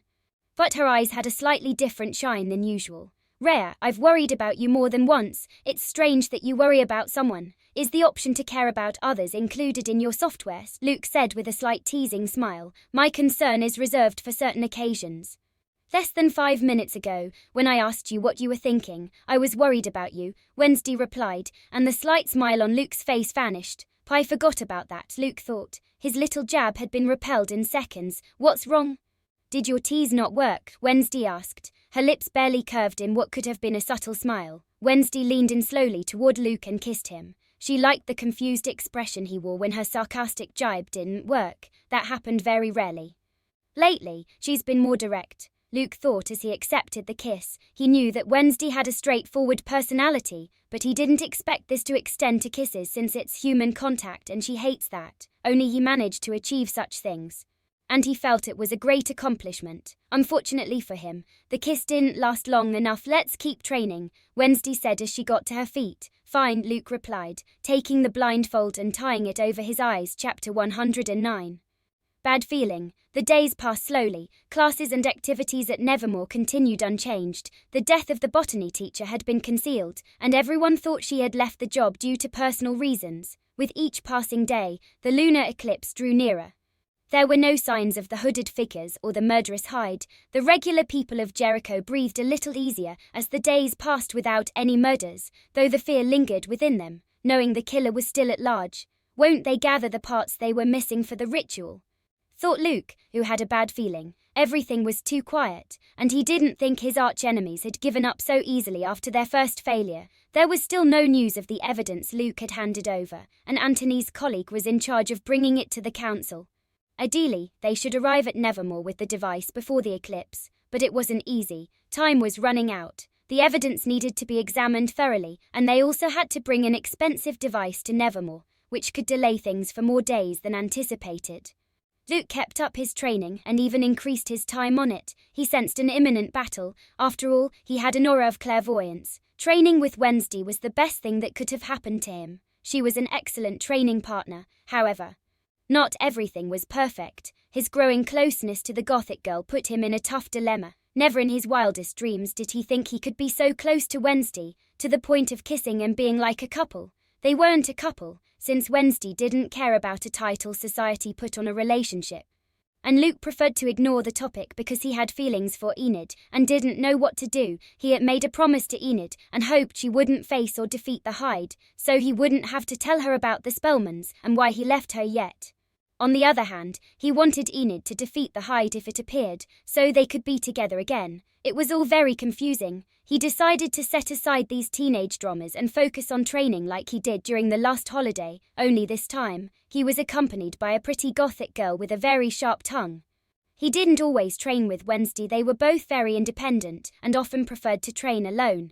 They had a lot in common in that regard, which is why they got along so well. Tomorrow's the day, said Luke, who was sitting on the gym floor leaning against the wall. Sweat covered his forehead and his breathing was labored. Today had been his last training session. Yes, there haven't been any murders since Laurel died, said Wednesday, who was also sweating and sitting next to Luke. Their shoulders were touching. It had been more than a month since Laurel died from a sudden poison in her body. The wave of murders in Jericho had stopped. If they wanted to bring Crackstone back, they still needed 2 more murders. Did they chicken out? Asked Luke. On one hand, he hoped they did. That way, no one would attack Nevermore. On the other hand, he wanted them to attack, so he could have a good fight and increase the charges against the Spellmans once it was proven they were the hooded ones. I don't think so. There's a reason they took the mutilated parts that Laurel was keeping in the old Gates mansion, and they also took the hide. Either they killed him so no one could read his memories, or they still have him to attack tomorrow, Wednesday replied. True, Luke said with a thoughtful look. I have things to do. See you tomorrow, Wednesday said, standing up. You're leaving so coldly. Luke asked, pretending to be hurt. How do you want me to say goodbye? Wednesday asked, raising an eyebrow. Luke's acting seemed terrible to her. Besides, they would see each other in a few hours at breakfast the next morning. Luke, who was about to respond with a kiss, stayed silent. After a few minutes, he finally said, Never mind. See you tomorrow. Wednesday nodded slightly, a bit disappointed as she had hoped Luke would say what he was thinking. Luke didn't notice the slight disappointment in Wednesday's expression. Her face was impossible to read. She was an expert at keeping a blank expression. Damn it, Luke thought, scratching his head as Wednesday left the gym. Why was he in such an annoying situation? He felt like the typical main character in a romantic comedy. A genre he had always hated but somehow kept watching for some reason. Seems like you've got a problem, Edgar said with a slight smile, noticing the look on Luke's face. Edgar was always with Luke. He had met both Enid and Wednesday as well as the other girls Luke had been with. He knew that Wednesday and Enid were the only ones who truly mattered to him and that he actually liked. Want some advice? I'm an expert on women, Edgar said, stroking his mustache as if he were a wise man. No thanks, Luke said, shaking his head. He couldn't get distracted when the lunar eclipse was happening tomorrow.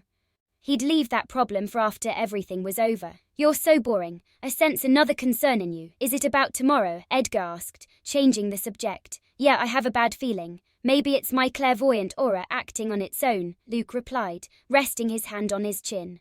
Normally, he was skeptical about these things at least before finding out he had reincarnated and had psychic powers, an unconscious precognition of the near future. It's not the most accurate information, but it can still be useful, Edgar commented. What good is it if I don't even have the slightest clue about what's going to happen?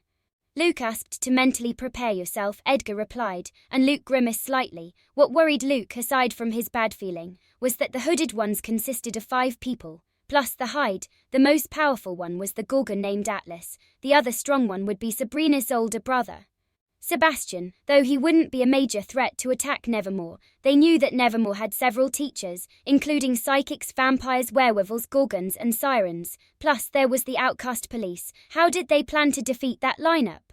They also knew that Luke had defeated Sabrina, Amaranth, and the Faceless One. He had even killed the werewolf. Attacking stealthily was difficult, if not nearly impossible, since they had several objectives to accomplish: kidnapping Wednesday and stealing the Book of Shadows. Then having Crackstone kill Luke. Although it would be easier to just attack and kill Luke, why did they take the hide and the parts that Marilyn collected? If they wanted to succeed, they would need a highly elaborate plan to attack Nevermore and achieve their goals. This was what worried Luke. He didn't know how they would attack, or maybe they had left Jericho and nothing would happen. But that was unlikely, as Wednesday had said. 10 minutes later, while Luke was still sitting in the same position thinking about his archenemy's possible plans, the gym door opened. The sound made him lift his head and look at the person who entered. It was Enid. Enid was wearing pink sportswear, as usual for her. Luke hadn't known there were Adidas sets in that color. They looked great on her. Enid, you came, Luke said.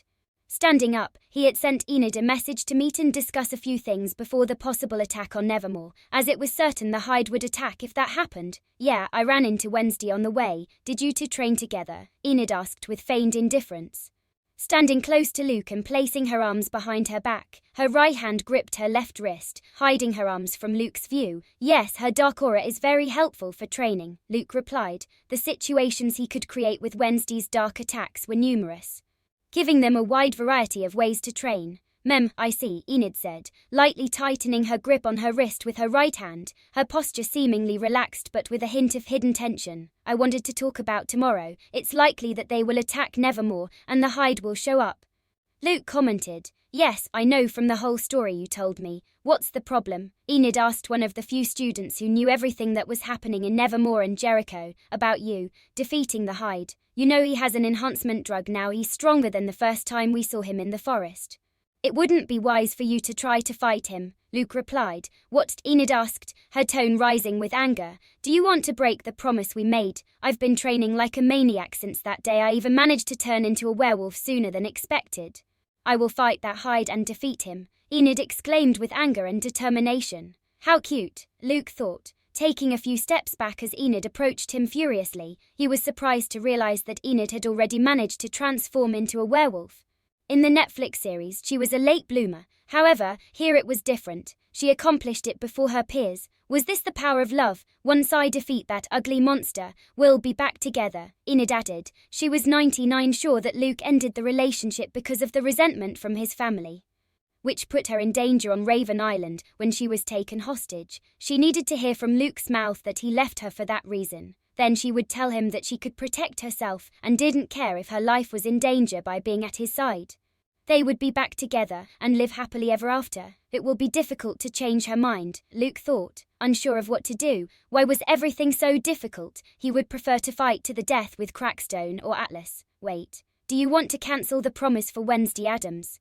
Enid asked, her eyes glassy. Everyone at Nevermore had noticed that Wednesday Addams was involved with Luke. The Gothic girl was only seen with one person, Luke. No one knew if Luke and Wednesday were in a relationship or anything, as they kept their distance in public and didn't show the slightest affection for each other.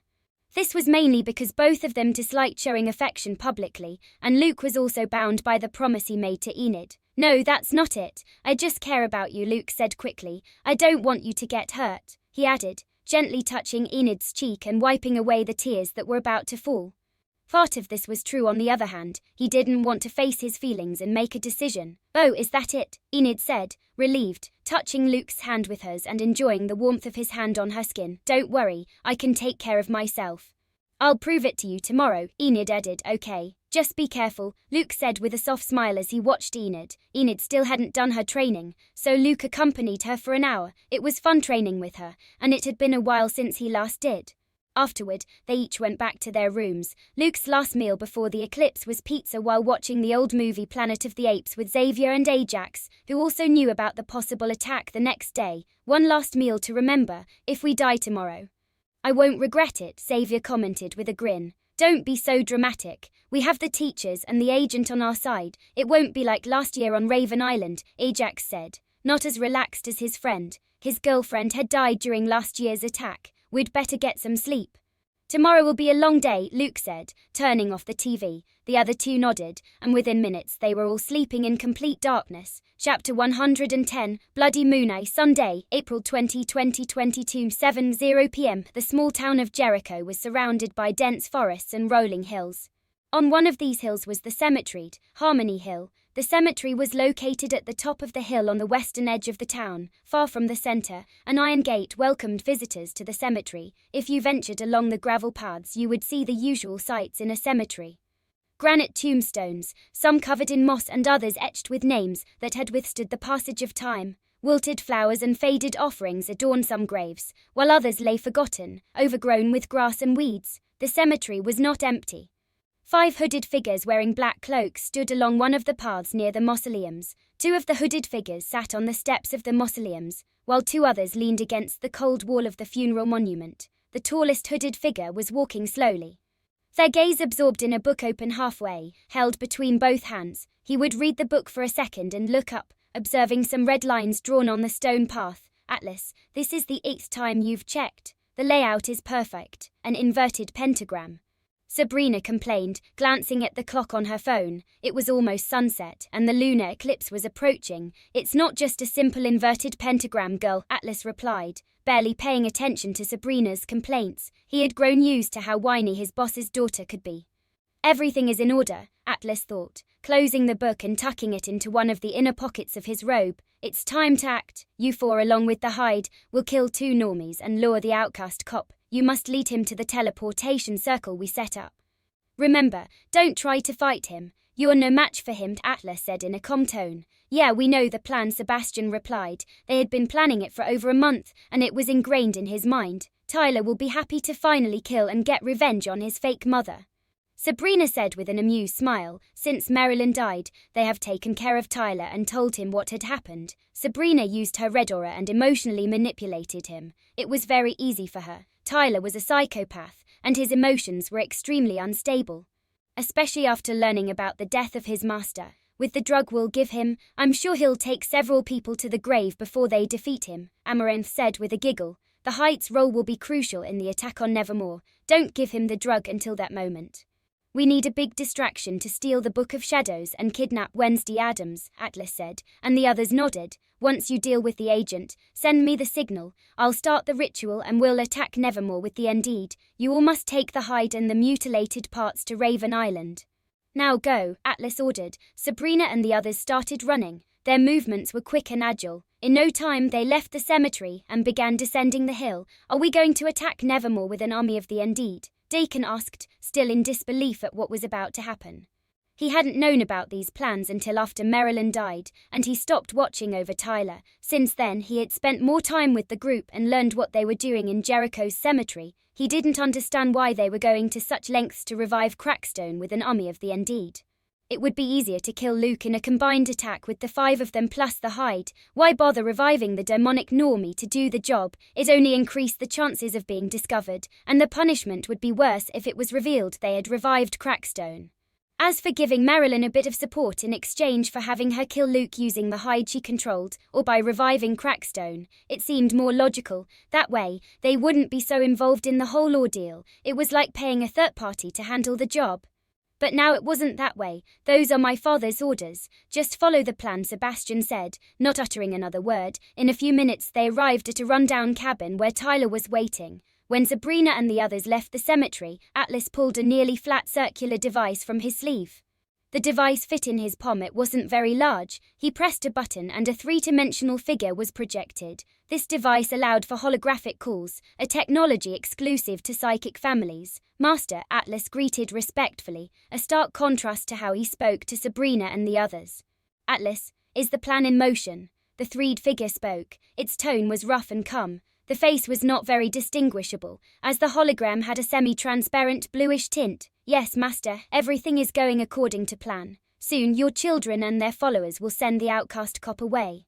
And I will begin the dark ritual to attack Nevermore with the Undead, Atlas responded. Since the stupid normie failed her mission to kill Luke and revive Crackstone, Atlas had to take over both tasks, to attack a place full of outcasts and competent teachers.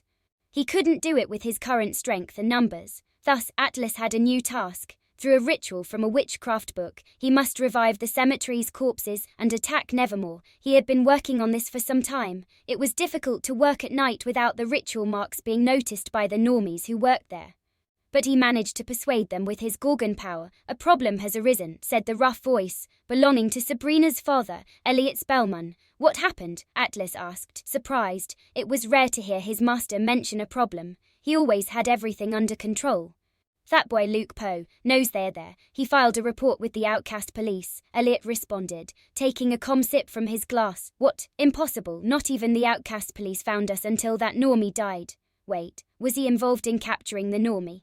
Atlas asked in surprise and disbelief. It's very likely he played a part in it. The outcast police don't accept reports lightly, especially when they're against us. They must be confident in something, Elliot said, swirling his glass slightly. If the outcast police accepted his report, he must have presented some evidence, Atlas said with a slight grimace. He had no idea when this could have happened. Through my contacts in the council, I learned about the report filed against us, but that's all I know. I'm not sure what kind of evidence was presented or how reliable it is. Luke Poe is now our #1 priority again. Eliminate him, and if he has more evidence, destroy it, Elliot ordered. Won't that be more suspicious against us? Atlas asked. If they revived Crackstone and he killed Luke, they could come off as crazed fans of Crackstone and normies who hate outcasts or something. It could be, but it's better to eliminate him, and any evidence he possesses. It's likely the boy has a double aura, Elliot replied. Double aura, Atlas repeated, surprise evident in his tone. Yes, it's quite possible he also inherited his mother's blue aura, Elliot commented, several conjectures running through his mind. Once you take care of him, the grudge between our families will be over. Then focus on what's important, Elliot added, his tone more serious than before. Don't worry, Master, I will obtain Crackstone's demonic book. Atlas assured, I hope so. Who would have thought the Book of Soiga would be in the possession of that normie? In his hands, the power will be wasted, but in mine, Elliot said with a yearning tone, if you complete all these important tasks, your reward will be significant. Atlas, you'll have the chance to hold Goody Adams' Book of Shadows in your hands, a high-level witchcraft book, Elliot said, regaining his calm and indifferent demeanor. I will do it, Master. Don't worry, Atlas said with a slight smile. If you asked him, he preferred a high-level witchcraft book, especially one created by the powerful psychic Goody Adams. The dark rituals and spells in there had already been tested and wouldn't fail. His strength could increase. He prefers that over demonic crap. His knowledge of demons is limited. He prefers not to get involved in topics he doesn't understand. I expect good news, Elliot said, ending the holographic call. Atlas put away the device and checked the time. Before reviving all the Undead, he had to wait for the signal from the brats. He hopes they don't fail on such a simple mission. They just need to kill 2 normies and led the outcast police agent to the trap they set up with prior planning. A Luke Poe, who would have thought that kid has 2 auras? He hides them very well, Atlas thought. He knew that the last member of the Poe family was a genius. He defeated his master's daughter and several of her followers. I hope he puts up a good fight before dying. Atlas thought with a slight smile, licking his lips, imagining the near future when he would kill that genius. Chapter 111. A bloody moony 7:15 p.m. Martha, an older woman with greasy hair and skin weathered by the years, was driving her old truck toward the gas station in Jericho.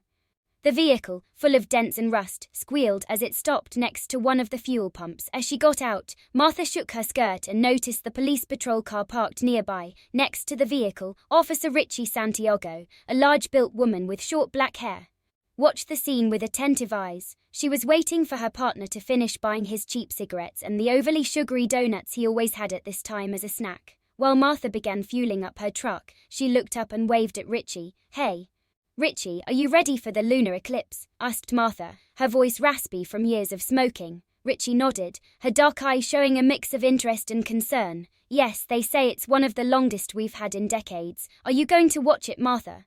she asked. Martha shrugged as she scratched a wart on her neck. "I don't know, Richie. I've had a bad feeling all day, especially thinking about all the murders that have happened in Jericho. It's been 20 years since anything like this." Richie frowned, her expression hardening.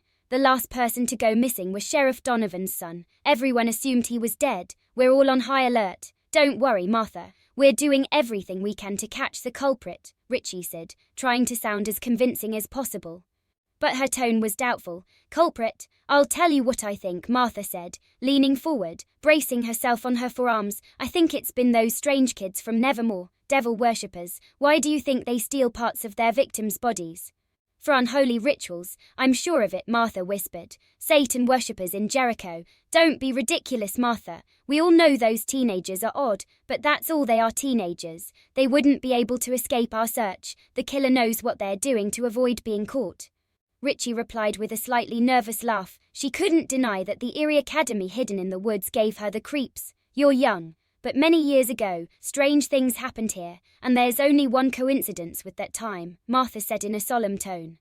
"What coincidence?" Richie asked, growing more frightened by this wrinkled old woman. "A Poe was in Jericho," Martha replied after a few suspenseful seconds. When Richie heard the surname Poe, a famous young writer instantly came to mind. His 2 books had been massive successes. Even his first book was adapted into a major motion picture, grossing millions of dollars at the box office. She remembered that the writer, named Luke Poe, was a student at Nevermore Academy, just as Richie was about to ask why Martha believed Luke Poe could be involved. She heard footsteps and noticed several figures approaching out of the corner of her eye. She turned her head and saw 5 figures in black cloaks and hoods. Their faces were obscured. It was getting dark, and seeing 5 people dressed like this didn't seem like a good sign.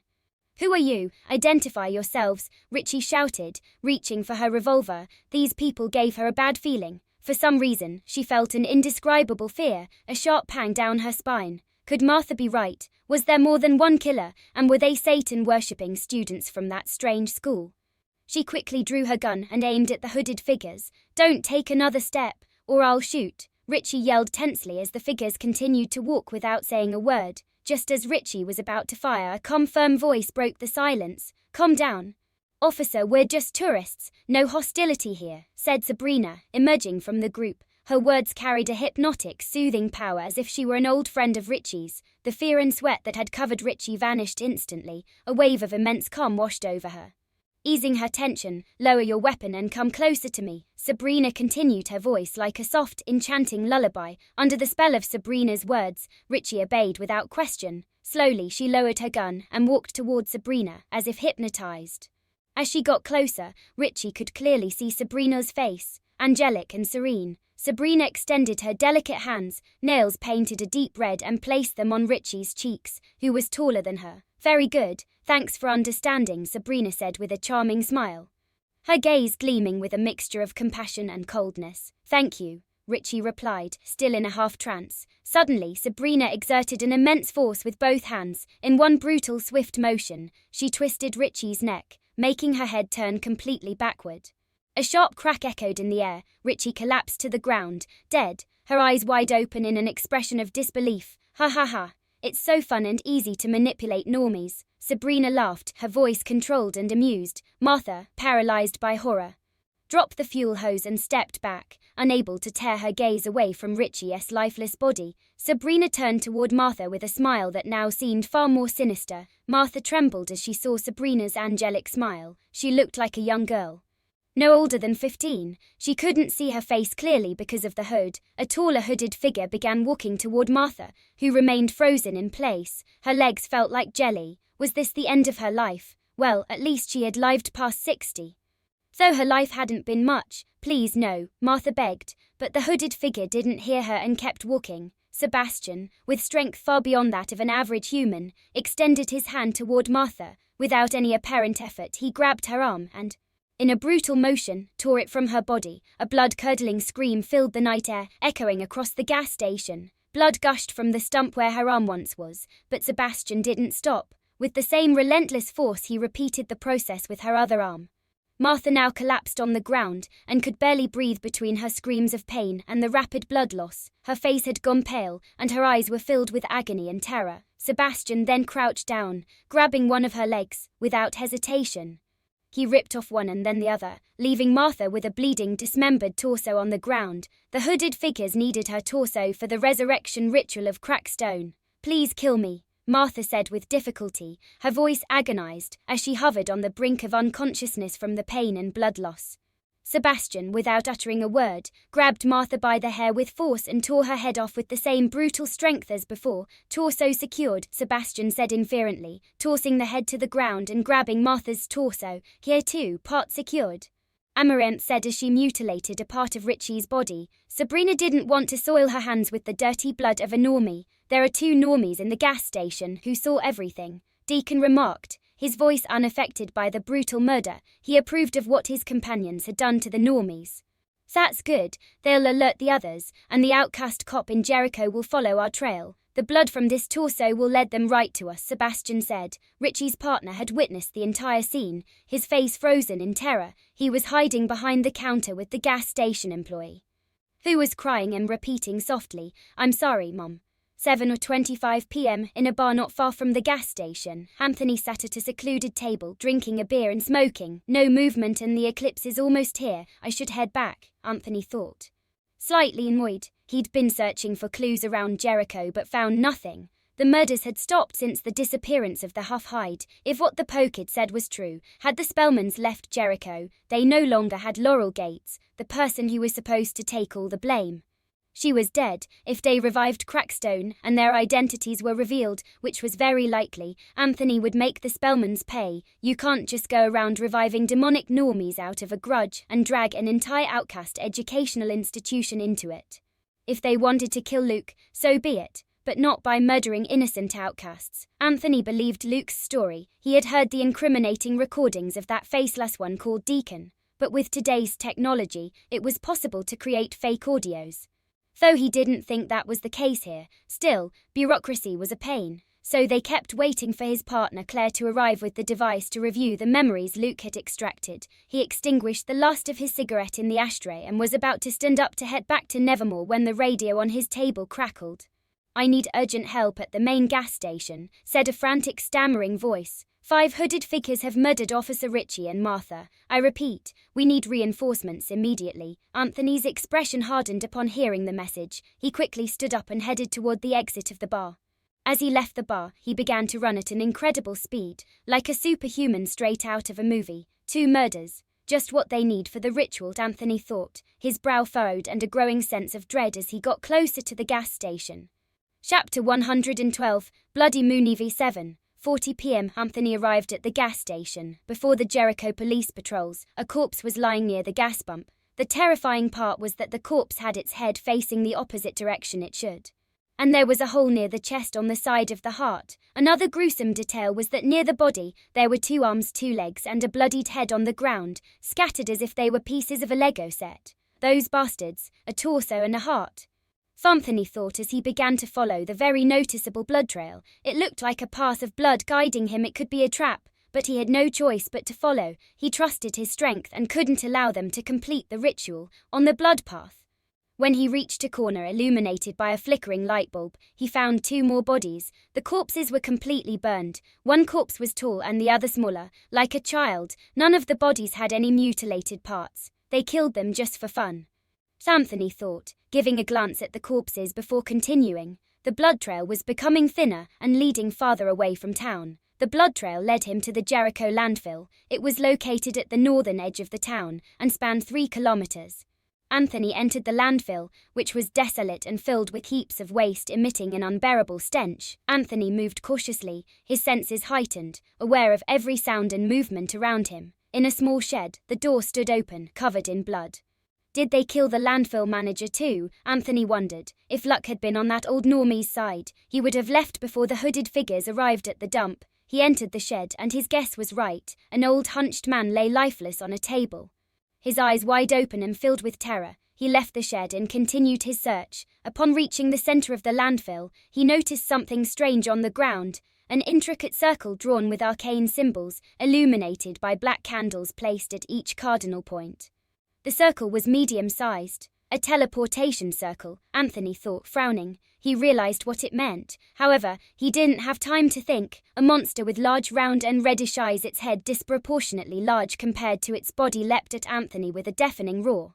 It was a hide. Anthony reacted quickly to the attack. His right arm transformed in an instant. His hand became hairy and more muscular, with sharp claws. With a swift and decisive movement, he blocked the hide's charge and pushed it back several meters, winning the first round.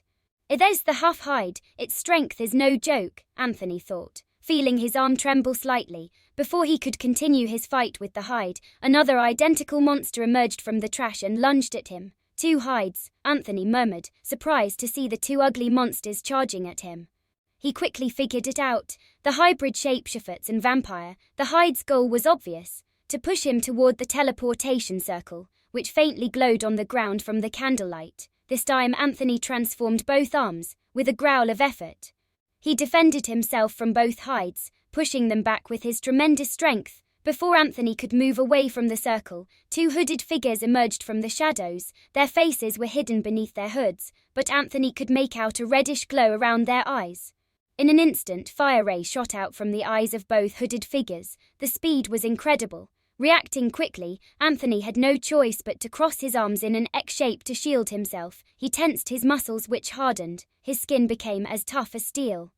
The fire rays struck his arms, but they didn't burn him. It was as if his arms were made of metal. More power, thought Sabrina and Sebastian. Channeling more energy, Anthony began to be pushed backward by the combined force of the Spellman siblings. In no time, he was dragged toward the circle. At that moment, another hooded figure activated the circle, which began to glow intensely, and Anthony felt an invisible force pulling him downward. The teleportation ritual was completed in a blinding flash of red light. Anthony felt his body dematerialize, his surroundings changing instantly. When the light faded, he found himself in a completely different place, an arid, desolate landscape he didn't recognize. Damn werewolf, how strong is he?" asked Sabrina, sweat dripping down her face.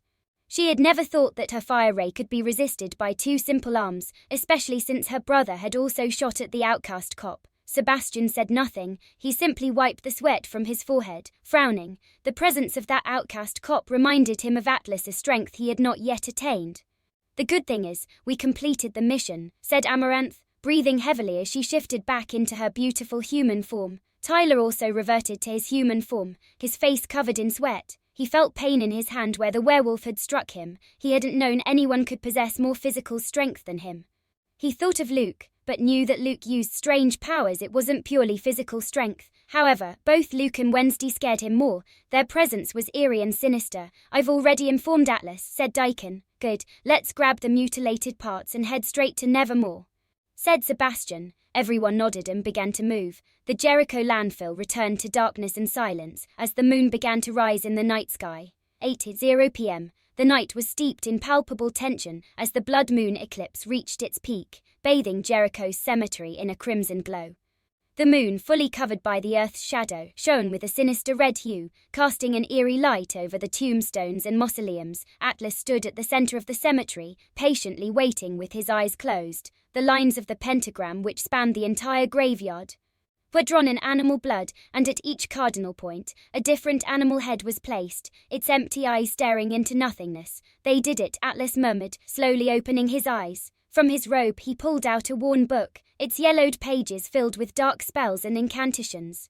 Before beginning the incantation, he bit his thumb, letting the blood flow. He allowed the blood to drip onto the center of the pentagram. The ground quickly absorbed the blood, and the pentagram responded with an even more intense glow. Then he lifted the spellbook in front of him, his eyes glowing faintly, and began to chant the incantation, his voice resonating through the night. Exegates ex sepulchres, animas, damnatas, ad imperium meum, sanguis et carnis, vita in mortuis, ad voluntate meme. As he uttered the words, the inverted pentagram began to glow intensely.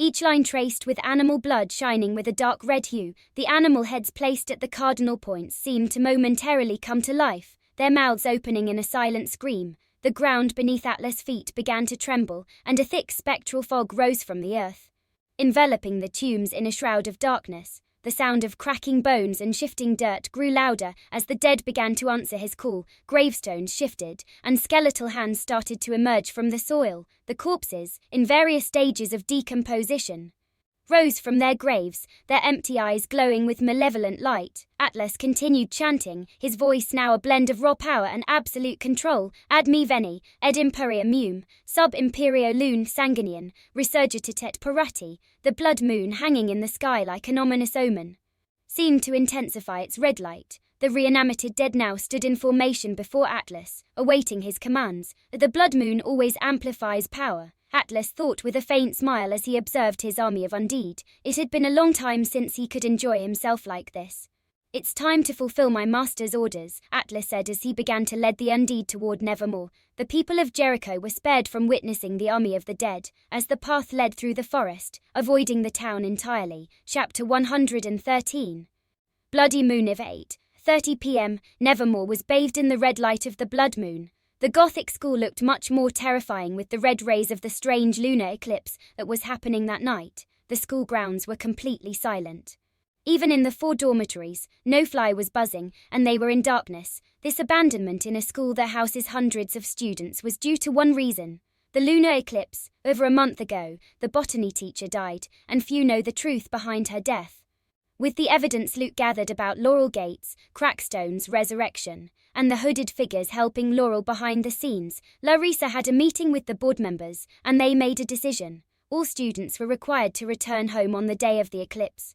As the likelihood of an attack was very high, the evidence Luke presented was overwhelming. The school staff would be useless if they didn't make a decision when they had that evidence right in front of them and an entire month to decide. Luckily for the school staff, the day fell on a Saturday, so no classes were missed. The students wouldn't lose a single class and wouldn't fall behind. Bad luck for them. High up in one of the academy's towers, Luke was sitting on the stone ledge, a wide structure that surrounded the tower and offered a great view of the blood moon.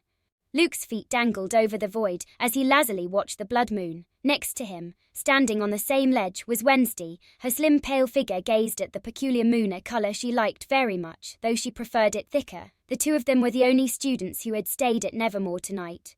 Any sign? Wednesday asked, breaking the silence. No, nothing new, Luke replied. His domain expanded as far as possible, reaching Jericho's woods. The only presences he sensed were the teachers who would be on watch all night to defend Nevermore. Both of them fell silent again.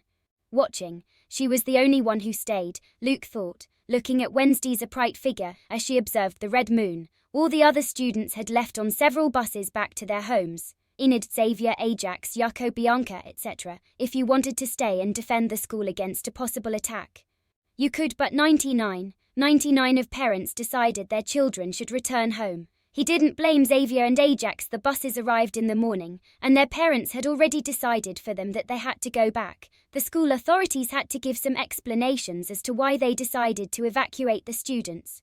They had to mention a possible attack. They couldn't send all the students home without giving a reason. Only one family allowed their daughter to decide whether to stay or leave. The Adams, even knowing that Wednesday was in danger since her blood was the key to reviving Crackstone. Wednesday, of course, chose to stay. What are you looking at? Wednesday asked, noticing Luke's gaze on her. Why did you stay? You're the key to Crackstone's revival. The sensible thing would have been to go back with your family, Luke replied. That way, the demonic Normie wouldn't be revived, and she wouldn't be in danger. The teachers and the academy board wanted Wednesday to return home at all costs, knowing this, but she refused to leave Nevermore. Since her parents respected her decision, they couldn't force her to go back. My ancestors' Book of Shadows hasn't been found. Laurel hid it very well. I won't let the Spellmans have even the slightest chance of taking it. It belongs to my family, Wednesday answered. Besides, I would never miss an attack of this scale. Do you think I'd let you have all the fun to yourself? Wednesday said. A faint smile forming as she imagined the life or death battle that might happen tonight. She had always wanted to leave school, but now it was the opposite. There was no way she'd miss tonight for anything in the world. Luke was momentarily captivated by Wednesday's smile, illuminated by the reddish rays of the moonlight. And you? Wednesday asked, returning to her usual expression and looking at Luke, who snapped back to reality. Me what? Why did you stay here? You know they're coming specifically to kill you. The best thing would be for you to leave nevermore. Wednesday explained. Why would I do that? I finally have the chance to kill those bastards, especially that bitch Sabrina, or whatever her name is, Luke replied, clenching his fists tightly. A strong murderous intent flashed in his eyes. He had to hold back from killing Amaranth and the Nameless One to gather evidence. But today he could finally tear them all apart. He wouldn't have a better chance. This time, it was Wednesday who was fascinated as she looked at Luke's face. She leaned down and kissed him suddenly, surprising him, as his mind had been busy thinking of 1,000 ways to kill Sabrina. Why so sudden? Luke asked as Wednesday pulled her cold lips away from his. Just because I wanted to. Is that wrong? Wednesday said. No, Luke answered with a strange expression. Usually, kisses with the gothic girl were rare. Luke had to make the most of it when she felt like it. Whether she approached him as she had now, or if he somehow figured it out by reading her expression and taking the initiative. Luckily, both of them weren't the type who needed a lot of intimate affection, like other people, so they were fine with this arrangement. That's why they got along so well. By the way, Wednesday said, changing the subject in her usual monotone voice, Enid told me you had some kind of promise. What's that about? She asked, looking intently at Luke just inches away from him. Luke remained silent, gazing at the beautiful red moon. His expression was blank and unflinching. However, if you looked closely, you could notice tiny, barely perceptible beads of sweat on his forehead. Wednesday stared at Luke intently, not blinking, her usual blank expression making her seem robotic. Just then, countless presences entered Luke's radar, surprising him with the sudden number that kept growing. Luke quickly stood up and looked eastward, from where all the presences were coming, growing more numerous by the second. Is it them? Wednesday asked. She could interrogate Luke about that matter that bothered her later. Yes, but I'm sensing hundreds more presences. Strange, they're similar, yet not quite the same, Luke responded. Reinforcements? I don't think so, Luke said, shaking his head, after examining the hundreds of presences. He reached a conclusion. Indeed, he answered after a few seconds. Interesting, it's been a while since I dug up and buried corpses, Wednesday remarked. There wasn't a hint of fear in her expression, even knowing that Nevermore was about to be besieged by an army of the undead. You'll just have to bury them again. Saves you some energy, Luke said with a faint smile. Where are the spellmen? Wednesday asked. They're waiting on the sidelines, Luke replied. While the teachers handle the army of undead, they'll try to kill you and capture me. Then they'll look for the Book of Shadows, Wednesday said. Yeah, Luke responded, frowning. He couldn't understand why they were so extreme, just to kill him. Did they want to revive Crackstone? They could focus solely on killing him during this attack. Why were they also after the Book of Shadows and trying to capture Wednesday? Luke thought they'd only be here to kill him, but they had taken the hide and the body parts Marilyn had collected. What would they want with the limbs of the hide's victims if their only goal was to kill him? Plus, Luke could have left today on one of the buses, incognito, without anyone knowing. Were they here just to kill him, or was there something more? I'll find out once I capture one of those bastards, Luke thought, shaking his head. He especially needed to capture that damn Gorgon. He'd have the most information, then he would kill him. It would be tough to capture him and read his memories, but he'd try. Do you think the teachers can withstand the attack? Wednesday asked, not planning to move from her spot. The undead were cannon fodder. She wouldn't engage in a fight against hundreds of them. The most annoying part was their sheer number. With Luke's extrasensory ability, they had a complete view of the battlefield. They could confront the real culprits behind this attack. They set up a decent barrier. And there are several professors. I think they'll have no problem, Luke replied, looking thoughtful. The only disadvantage they had was that Anthony, the outcast cop, wasn't around, and that posed a problem. He should have returned to Nevermore, but there was no sign of him. And he was a powerful force to consider in their defense. After a few minutes of waiting, the undead became visible. Luke didn't warn the professors because if he did, he would have to tell them he possessed a white aura, and for now, he wanted to keep that card hidden. They already knew he had two auras. Thanks to everyone believing he had an aura, he was able to gather solid evidence. The Undead were ugly and disgusting. They were at the level of the Had Luke fought, perhaps even uglier. Not even the best zombie movies could match the true Undead that attacked the barrier.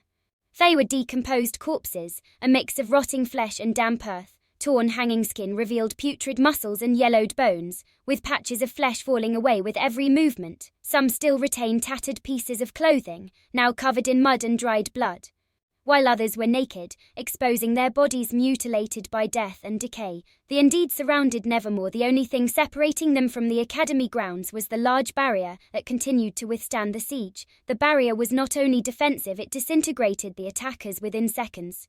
But more Undead returned to replace their fallen comrades. How many Undead are there? Wednesday asked. Luke was the one who could answer that question. More than 1,000, and they keep coming, Luke replied, a bit surprised by the sheer number of Undead attacking.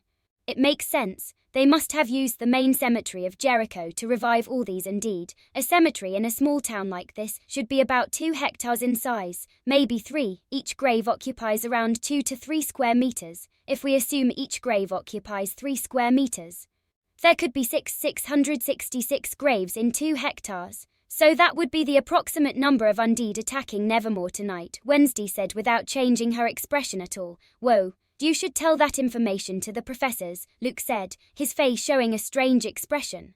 He was more surprised by Wednesday's ease with calculations. He wasn't very good at math. As for why Wednesday knew this, it was easy to realize that she had a fondness for cemeteries, corpses and those kinds of things. The Undead kept coming and attacking the Great Barrier that disintegrated them.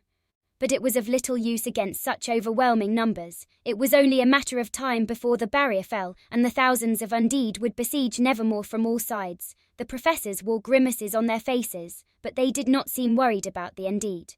Their main concern was the individuals behind this attack, who would most likely be coming after Luke and Wednesday. Where are those 2 troublesome students? Thought Charles, the professor of Luke and Wednesday in the Psychic Powers class, in the face of this attack.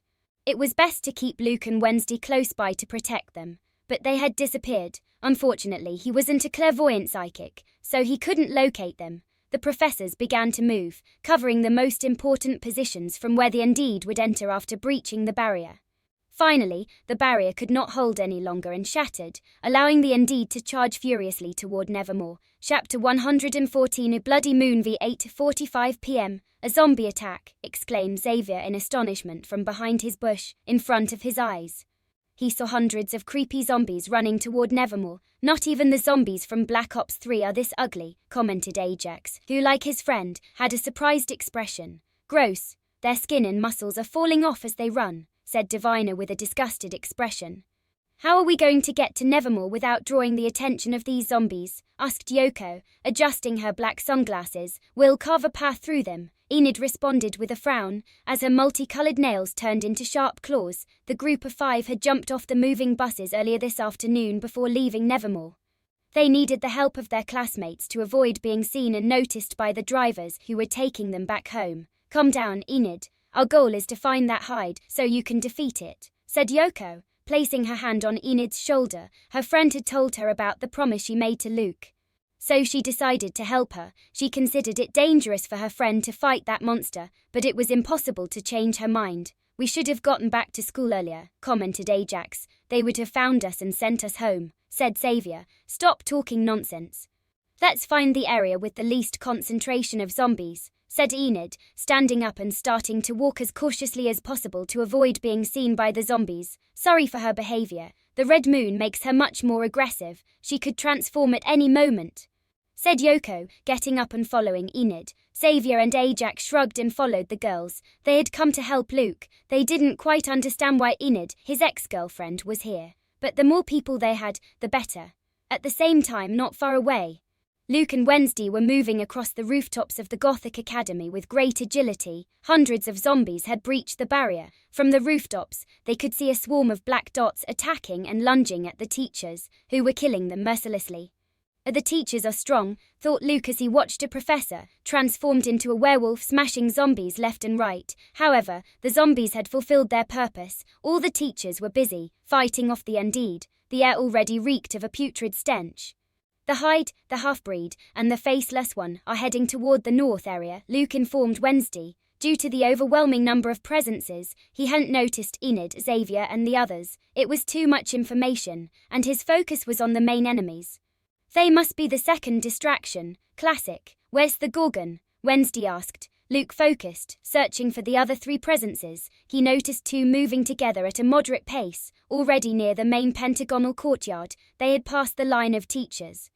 They're in the main courtyard. They seem to be looking for something, Luke said with a frown. Unlike the others, these two presences, one of them being Sabrina as he recognized her, appeared to be examining the area they were in. Do they know where Laurel hid the book? Wednesday asked, frowning. It's possible. If they managed to kill her from a distance, they could have secured the book to keep it from being found. The other presence is heading toward Raven Island, Luke said, most likely to prepare the mutilated parts for the ritual. Wednesday replied, and with that both of them began heading toward the main courtyard at full speed. If the Gorgon is there, I'll take care of her, Luke said, wrapping black bandages over his eyes. Wednesday nodded in agreement, though she liked facing the most dangerous opponents. She preferred not to go up against a Gorgon, who could turn her to stone with a single glance. Luke was the perfect counter. Luke and Wednesday reached the courtyard quickly, moving at high speed across the academy rooftops. The red moon illuminated their figures. Upon spotting the two people lurking in the pentagonal courtyard, they wasted no time and leapt down. Superhero landing, Luke murmured, with a barely perceptible smile. The impact of Luke's feet on the grass created a small crater in the ground, kicking up a bit of dust and drawing the attention of the two hooded figures. Wednesday, on the other hand, landed gracefully, her feet making no sound as they touched the ground. She glanced at Luke with a raised eyebrow, not understanding his comment. You wouldn't get it, Luke replied with a grimace under Wednesday's gaze. If Xavier and Ajax had been there, they would have understood the reference. Luke observed the two hooded figures in front of him. Even with a blindfold over his eyes, he could see their heights and builds using his observation hockey, though he couldn't make out their faces in detail. One of the hooded figures was short and had a delicate build.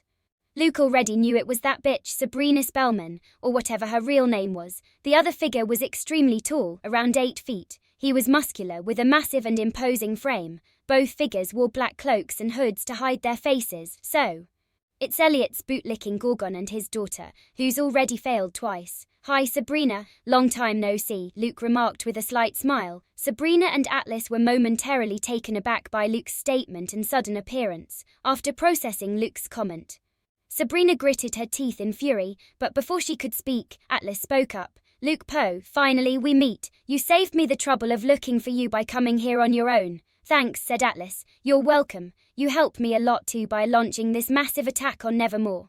With the evidence I've collected, plus this attack, the Spellmans are screwed once the whole world knows you planned this. Thanks, Luke replied with a smile. In the end, he had achieved what he wanted without the need to revive Crackstone. Luke couldn't see it. But Atlas grimaced. Just hours ago, his master had informed him that Luke had presented evidence to the Outcast police. However, the mission remained: he had to kill the boy. If Luke had any additional evidence, it needed to be destroyed. A well-hidden dual aura. I must congratulate you on that, but your evidence will be useless because you'll die today, Atlas remarked. What good was presenting evidence if Luke wouldn't be alive to witness the Spellman's downfall? Don't kill Sabrina, Luke mentally instructed. His message reached Wednesday's mind. They had established a telepathic link some time ago. Without warning, Luke shot off the ground like a rocket, his body becoming a blur. Atlas barely had time to blink before Luke was in front of him. Luke extended his hand and grabbed Atlas by the neck, lifting him off the ground. He accelerated further, pushing him forward. They shot across the courtyard like a projectile. The walls of the pentagonal courtyard shattered into pieces upon contact with Atlas's body. Within seconds, they were far from the courtyard, which now had a large breach on one of its sides. Wednesday's braids flew in the wind generated by Luke's rapid flight. Her expression remained unchanged, showing no hint of surprise. Her dark eyes focused on Sabrina, who was still standing motionless in her spot, her cloak billowing in the gusts created by Luke's movement. Wednesday had no intention of speaking. Her figure vanished into her own shadow, reappearing in front of Sabrina, who for some reason seemed frozen in place. A dark scythe was already in Wednesday's hand, and she swung it toward Sabrina's head without hesitation. At last, Sabrina reacted to the possibility of being decapitated. The dark scythe passed mere inches from Sabrina's face, slicing through her hood and revealing her face, which looked the same as it had last year. Though Wednesday didn't know her, Sabrina had short, wavy blonde hair, fair skin and green eyes. Wednesday noticed a gaze full of hatred and rage in Sabrina's eyes, her expression unhinged for someone with red aura psychic abilities. Sabrina's furious green eyes snapped back to reality, locking onto Wednesday. "Are you his new girlfriend? First a happy, cheerful girl, and now a goth girl. Quite the change, huh?" said Sabrina with a disdainful smile, as two fireballs shot from her hands toward Wednesday at high speed. With her scythe, Wednesday cleanly sliced through the first fireball already upon her. The second one, having a second more time, she dodged by sinking into her own shadow. Boom! Another wall of the main courtyard collapsed due to the explosion caused by the fireball. Without missing a beat, Wednesday emerged from a shadow behind Sabrina and hurled a dark knife at her enemy's back. However, just as the dark knife was inches from its target, it was incinerated by flames that suddenly surrounded Sabrina's entire body. "Fire shield," Sabrina thought with a grimace, having made a circular motion with her arms. She had to create a full-body shield just to defend against a small knife. "Come out and fight me face to face," Sabrina exclaimed angrily, making a slashing motion with her arm from which a fiery blade shot out. The fiery blade wasn't fast enough to catch Wednesday, who once again disappeared into her shadow. This only enraged Sabrina further, causing her to unleash streams of fire wildly all over the place like a madwoman. "To be a user of red aura, you're pathetic at controlling your own emotions," Wednesday remarked, her voice echoing like a whisper from all directions toward Sabrina, who frowned even more.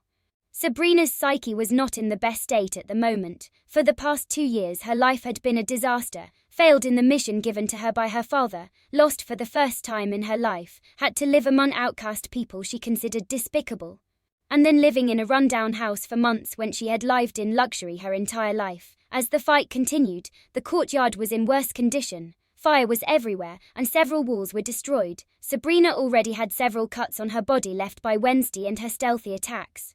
"Let's finish this," Wednesday thought, emerging from a shadow created by the crackling fire. "Finally coming out of your pit. Ready to fight face to face, mole girl?" Sabrina asked with a smile as she prepared the fireball that would shoot from her eyes. "Your words have no power over me.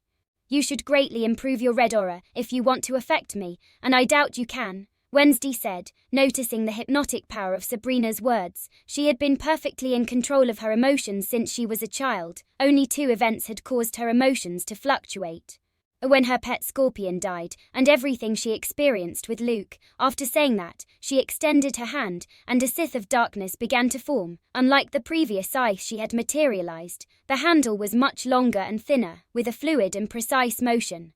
She swung the scythe, creating a dark slash that spread like a wave of darkness. The slash moved swiftly, consuming the air and silencing the roar of the flames. All the fires in the courtyard were extinguished instantly at the dark cut from Wednesday. The courtyard fell into total darkness once again, illuminated only by the red light of the moon. "Emerge, Crow," Wednesday whispered in a cold, monotone voice. From the shadows, a shape began to take life. At first, it was just a dark outline, but it quickly grew in size and definition until a gigantic crow emerged from the darkness. Its eyes glowed with malicious intelligence, and its plumage was made of pure shadow. The giant crow spread its wings, nearly spanning the entire courtyard, and positioned itself behind Wednesday. "It's been a long time since I came out of that pit. You finally give me some freedom." "Wednesday," croaked the crow. Its tone was low and raspy, each word scraping like claws on a calcboard, with a distorted echo. It was as if something grotesque and unnatural were trying to imitate human speech but failing to conceal its true nature. For a supernatural crow. "You talk too much, there is your prey. Don't kill her," Wednesday said, giving a slight nod of her head for the shadow monster to attack. "Sharp-tongued as always," croaked the crow, laughing shrill as it launched itself at Sabrina, who stood frozen, staring at the giant shadow monster. Sabrina's eyes began to glow until a powerful beam of fire shot out from each one, striking the giant crow. However, to her horror, the fire seemed to be swallowed by the darkness of the crow and continued its path. Belly pushed back, the crow with its wings spread wide, enveloped Sabrina in a prison of darkness. The Spellman girl was completely blind, as if she were in an endless absolute darkness. Suddenly, from that darkness, she caught a glimpse of dark tentacles slithering toward her. She couldn't do anything to dodge them. She couldn't move or use her fire powers in that prison. The tentacles coiled around her arms and legs, completely immobilizing her. Fire, appear, damn it," Sabrina thought nervously, but her fire wouldn't come to burn through the darkness. Without warning, the sharp tips of the tentacles began to tear at her skin, creating deep lacerations. Blood flowed forth, dark and abundant. Wednesday, standing in front of Sabrina, watched her coldly. Sabrina was kneeling, with a vacant expression, as if her mind were trapped somewhere else. Suddenly, Wednesday noticed the lacerations beginning to appear on Sabrina's skin. It has begun, thought Wednesday, and at that moment, the silence was shattered by a heart-wrenching scream from Sabrina. The wounds multiplied, tearing through her delicate skin as the cries of pain intensified. Wednesday, with a cold smirk of pleasure on her lips, watched Sabrina's suffering. "I didn't like how Luke said your name," she murmured in a frigid tone, placing her pale hand with black painted nails close to her face. The crow, lurking in the shadows with Sabrina, seemed to receive a mental command from Wednesday. Without wasting a moment, the dark tentacles enveloping her rose, sliding toward Sabrina's face. The tentacles aimed for her eye sockets, their tips elongated and slowly entered Sabrina's eyes, intending to inflict maximum pain. They then began to exert controlled pressure, gently pulling her eyes outward. The process was slow and agonizing. Sabrina's eyes started to stretch, her eyeballs bulged outward, veins swelling and bursting under the pressure. Finally, with one last firm and merciless tug, the tentacles extracted Sabrina's eyeballs from their sockets. Sabrina's scream of pain was worse than the previous ones. "Don't spend your energy too quickly. The torture has only just begun," Wednesday said with a faint, terrifying smile on her beautiful face. Chapter 115, Bloody Moon Vi. "This is a real zombie attack," exclaimed Xavier, decapitating 3 zombies at once with a katana he held in his right hand. The katana was black and white, but aside from that, it looked like a high-quality Japanese blade. "We were right to come back," said Ajax with a grin, crushing the head of a disgusting, ugly zombie under his foot. Both were zombie game fanatics, and being in a sort of zombie apocalypse was one of their dreams. "We're not here to have fun, guys," Yoko said, sighing as she swung a large black and white hammer, smashing it into the head of a zombie, which exploded like a watermelon from the impact. The hammer was courtesy of Xavier, so Yoko wouldn't have to touch the repulsive indeed with her hands. It weighed over 30 kilograms. But Yoko wielded it one-handed as if it were nothing. "This way," Enid said, sniffing the air and walking through the school grounds. The group had to fight their way through the zombies. Luckily, the teachers handled the larger hordes, so they didn't lose much time. "Can your sense of smell work with all this rotting stench?" Divina asked, covering her nose with a disgusted expression. "The hide's stench is just as strong as the zombies. It can't fool me," Enid responded as she hurried along. A werewolf's sense of smell couldn't be underestimated. Enid had plenty of time to catch the hide's scent when he fought against Luke and Wednesday months ago. She wouldn't forget it easily. The group continued their march, killing a zombie or 2 that crossed their path along the way. "That's the greenhouse," Ajax remarked, looking at the distant building where they used to have botany classes, which had been cancelled after the professor suddenly left. The greenhouse looked gloomier than usual due to the reddish light of the moon. The glass and metal structure reflected the crimson glow. "He's in there, and he's not alone," Enid said before dashing toward the greenhouse doors without hesitation. Xavier, Yoko, Ajax and Divina had no choice but to run after Enid and enter the greenhouse, where they witnessed a strange scene unfolding. Tyler, fully transformed into his hide form, had his back to them. He was in a pit that seemed to have been dug by his own hands. His enormous, sharp claws kept tearing through the earth at an astonishing speed, scattering chunks of dirt and roots all around him. From their position, the others could only see the monster's massive back and the few messy strands of hair that swayed with every movement it made. Sitting lazily on a desk with her legs crossed, Amaranth was looking at her dark red painted nails. A few meters away stood Deacon. Leaning against the blackboard, it was impossible to tell where he was looking since he had no eyes, and his hood concealed his featureless face. The 2 hooded figures turned toward the unexpected guests. The hide also stopped what he was doing and looked back at them with eyes full of murderous intent. The place fell into an uncomfortable silence. The only sound was the low growl of the hide, who was showing great restraint by not lunging at the new enemies. "White hair and a faceless one. They must be Amaranth and Deacon," Xavier remarked seriously, breaking the silence. Luke had told Xavier everything. It wasn't a secret anymore, as the evidence had been presented, and it was only a matter of time before it all came to light. "Luke Poe is quite the detective, huh? He gathered so much information, and we didn't even notice." "Must be a Sherlock Holmes fan," Amaranth said, lowering her hood to reveal her stunning face, white hair and reddish eyes. Xavier, Ajax, Divina and Yoko were momentarily speechless, shocked by Amaranth's beauty. They couldn't say a word for a few moments. The only one who kept the same impatient expression was Enid, who, without a word, began to transform. She no longer held back. Tonight's blood moon was the perfect occasion to unleash all her instincts. Her delicate body started trembling and changing, gaining height, weight, muscle and fur. In just a few breaths her transformation was complete. She now stood as tall as the Hyde, even slightly surpassing him in height. Her fangs were sharp and long. Her eyes gleamed with a fierce instinct, fixed on the Hyde, who watched her with equal intensity. With her transformation finished, Enid didn't wait a second longer. With a roar she leapt with immense force, covering the distance of several meters that separated her from the Hyde. Enid collided with both paws with brutal strength, despite his size and power. The Hyde was hurled backward with great force. He flew through the air, crashing through the greenhouse wall with a tremendous crash, shattering glass and metal beams as if they were nothing. Before continuing his flight outside, Enid began running on all fours toward the Hyde. She completely ignored Amaranth and Deacon, who, like the Hyde, didn't even have time to react. "Werewolves are going all out tonight," Amaranth said with an unusually serious expression. She had been given a mission and had to complete it. They couldn't afford to lose the Book of Shadows, which could bring Crackstone back from hell. "Let's finish them off, then complete our mission," Deacon said as he moved to stand beside his companion, glancing briefly at the pit the Hyde had dug. "Still needs a bit more digging," Deacon thought. "Hey, they've got quite the numerical advantage." "Do Nevermore students always fight this dirty?" Amaranth asked with a smile, looking at Xavier and the others, who had also taken their combat stances. Luke was flying at great speed. His grip tightened around Atlas's neck. After leaving the quad, he began to ascend higher and higher, reaching 50 meters and climbing. Now, Luke thought, hurling Atlas downward with tremendous force, aiming for the forest surrounding Nevermore. Atlas shot toward the ground like a human projectile, his body slicing through the air as he plummeted. With a brutal impact, Atlas collided with the treetops. The branches creaked and snapped under the force of the blow. His body crashed through several layers of branches before hitting the ground with a dull thud, sending up a cloud of dirt and leaves. Luke landed near the large crater where the Gorgon should have been.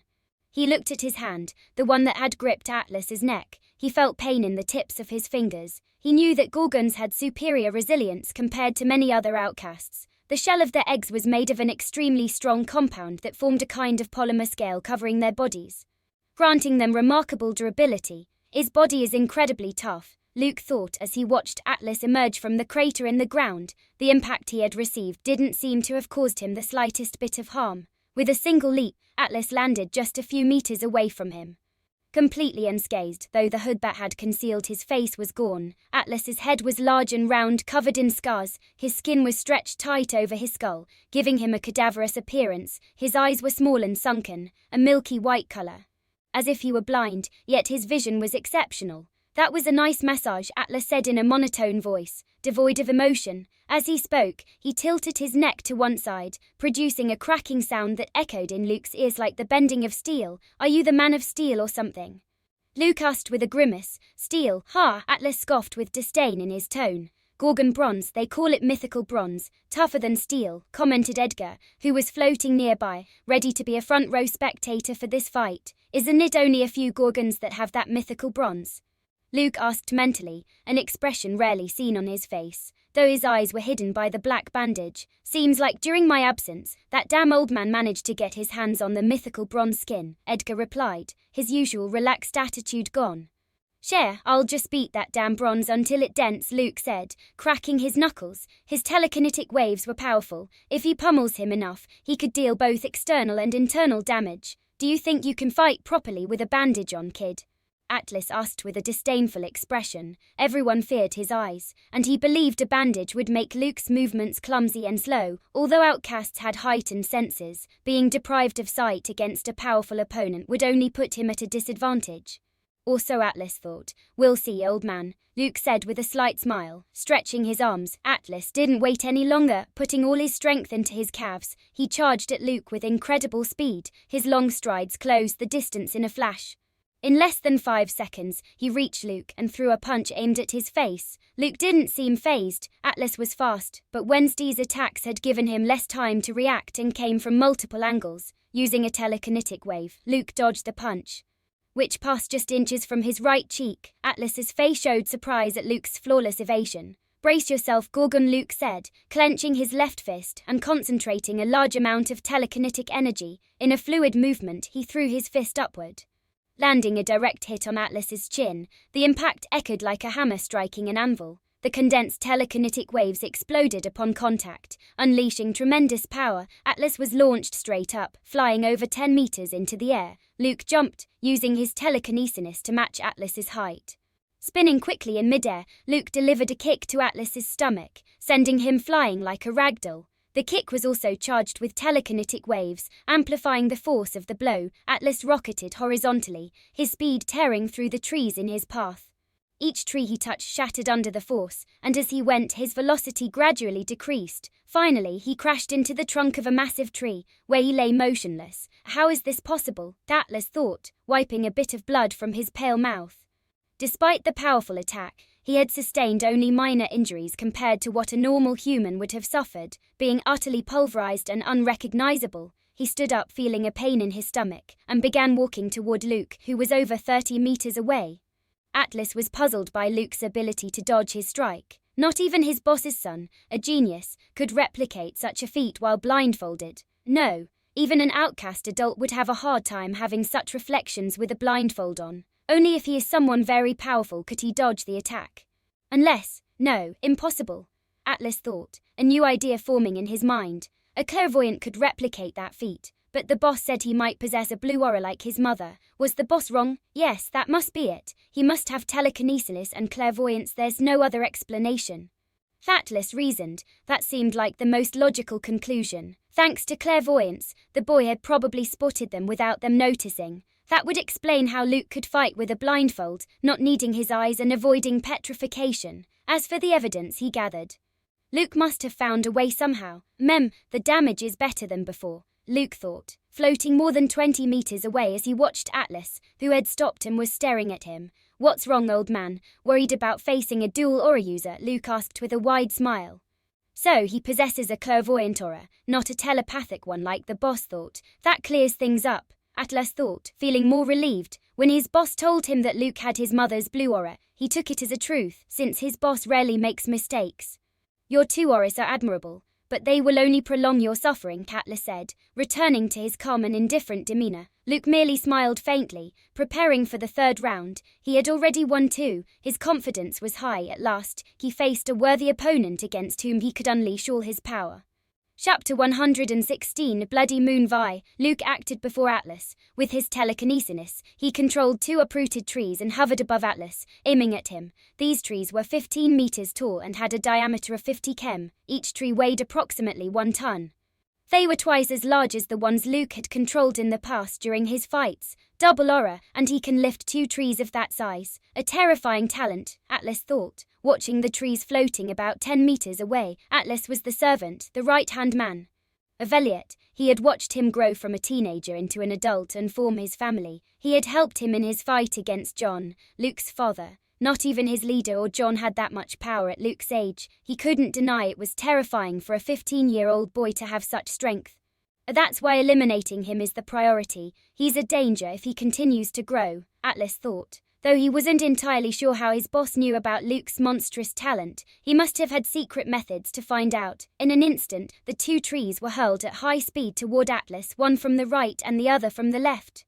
The trees closed the distance to Atlas in just 3 seconds, traveling at over 333 meters per second with a combined kinetic energy of more than 11 joules. Atlas extended his sharp claws, which were over 5 centimeters long and seemed exceptionally durable. With a quick motion, Atlas' claws sank into the wood of the trees rushing toward him. Despite the hardness of the trunks and the kinetic force, Atlas' claws began slicing through the wood as if it were paper. Each swipe of his claws caused the trunk to fracture and splinter, sending pieces of wood flying in all directions. "Busy Wolverine," Luke thought with a grimace. Although Atlas' claws weren't as long as Wolverine's, their hardness could easily rival adamantium. When Luke threw a 400 kg tree at Hyde at the same speed, the monster reacted similarly to Atlas. But the outcome was very different. Hyde's claws ended up shattered and bloody. In contrast, Atlas remained unscathed, and the attack was much more powerful. Luke flew toward Atlas, reaching him in just 1 second, much faster than the trees. His smaller mass allowed him to achieve a greater speed than the 1-ton trees. Luke swung his right leg directly toward the Gorgon's head. With sharp reflexes and now somewhat more accustomed to Luke's incredible speed, Atlas managed to dodge the kick. His face barely grazed by Luke's leg. Luke's right leg sliced through the empty air beside him. Without wasting a second, Luke took advantage of his position and momentum. Focusing telekinetic waves, his left leg moved toward Atlas, who this time couldn't dodge the attack. Luke's leg struck Atlas' face. The telekinetic waves were released, and Atlas was sent flying backward with impressive force. But as soon as he felt the ground under his feet, he used the momentum to dig himself into the earth. Although his movement was partially slowed, he still destroyed 2 trees in his path, leaving a trail of fallen trunks. Skin tougher than steel, 5-ton strength. Petrifying eyes. Gorgons are broken, Luke thought, watching Atlas kneeling on the ground, touching his nose which was bleeding. That's why Luke didn't try to immobilize the Gorgon. It was an impossible task with his current telekinetic strength. The psycho-inkitic force Luke generates is around 2.5 tons. If an outcast generates more physical strength, they can break free, and Atlas falls into that category, having a strength of about 5 tons. He's like a tank. My advantage is speed, Luke thought. Curse you, boy, Atlas said, frowning as he stood up and walked toward Luke with a furious glare. Despite his mythical bronze skin, the condensed telekinetic waves, when released, caused internal damage, even if his skin was harder than steel, hence the blood at the corner of his mouth and on his nose. Hyde would already be half dead, but this bastard only has a little blood on his nose. Interesting, Luke thought, smiling as he ran toward Atlas, who charged at him as well. An intense fight began, illuminated by the reddish glow of the blood moon. Luke outmatched Atlas in speed thanks to his observation haki and telekinetic waves, which helped him dodge everything perfectly. This allowed him to pummel the Gorgon, using him like a punching bag. However, the strain he's under is immense. A single mistake and a deep slash from Atlas' claws could be fatal for him. His body isn't even as tough as steel. On the other hand, constantly concentrating telekinetic waves around his arms and legs and then releasing them is no easy task either. His forehead was beaded with sweat. At one point, Luke barely dodged an attack from Atlas, but it ended up grazing his left shoulder, leaving a bloody wound and claw marks on his skin. Luckily, it wasn't too deep, but the claws tore through his skin as if it were nothing. As for using heavy trees, Luke discarded the idea. The speed at which he could move them. It was fast, but not fast enough. Atlas could react in those 2 or 3 seconds. The tree's kinetic force upon impact would be great, causing internal injuries if it wasn't destroyed by Atlas beforehand. If he used smaller objects, he could move them faster, but their hardness was terrible. They would barely tickle Atlas' mythical bronze skin. Damn brat, Atlas growled, standing up from the ground once again. The number of times he had been sent flying by Luke was countless. His clothes were in tatters, exposing his muscular arms and part of his torso. His skin was scaly with a sickly pale color. For someone over 100 years old, you don't have much patience, Luke remarked with a slight smile. He, too, would be full of rage if he had only managed to land a scratch on his enemy after fighting at close range for over 20 minutes. His method was working. Atlas was accumulating internal injuries from all the blows he had taken. He had already coughed up blood several times. However, if Luke continued down this path, it would be a long and tedious fight. Plus, he couldn't risk taking another scratch if it were deeper. It could be fatal. It's time to use my blue aura, Luke thought. But just at that moment, Atlas' body began to change. First, from his pale bald head, snakes started to emerge, covering his scalp. Now he had a large mane of terrifying serpents, but that wasn't the most striking change. The lower half of his body began to tremble and shift. The skin stretched and twisted. His legs, once robust and human, elongated and flattened. His muscles and bones transforming beneath the skin in an almost liquid manner. His ankles rose, his knees fused into a single continuous segment.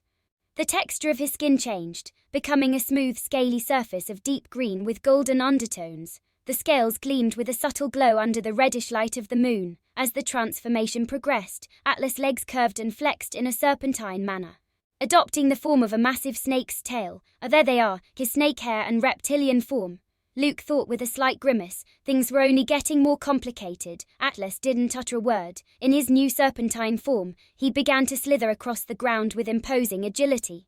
His body undulating with far greater speed than before. Luke raised both hands, aiming at the numerous snakes on Atlas' head. A faint smile formed at the corner of his mouth. These snakes, while special and sinister in appearance, weren't made of the same tough material as the rest of his skin.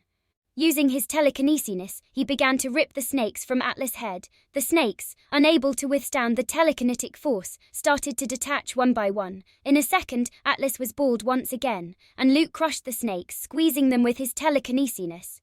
Atlas growled in pain, feeling fresh blood on his head. It wasn't a pleasant sensation, but he continued advancing, more furious than ever. Luke didn't stand still, watching as Atlas charged at him. Before Atlas could reach his position, Luke made a simple gesture with his extended index, middle and thumb fingers. A shambles, he thought, and vanished from his spot. He reappeared not far away behind Atlas, who now towered over 10 feet tall. Before Atlas could react, Luke placed his hand on the Gorgon's bloody bald head. He did this in an instant, having disappeared and floated to reach the height of Atlas' head. Let's begin, thought Luke, as he began using his blue aura to create a realistic telepathic illusion. To do this, he needed to make contact with his victim, and it was even better if he could touch the area near the brain.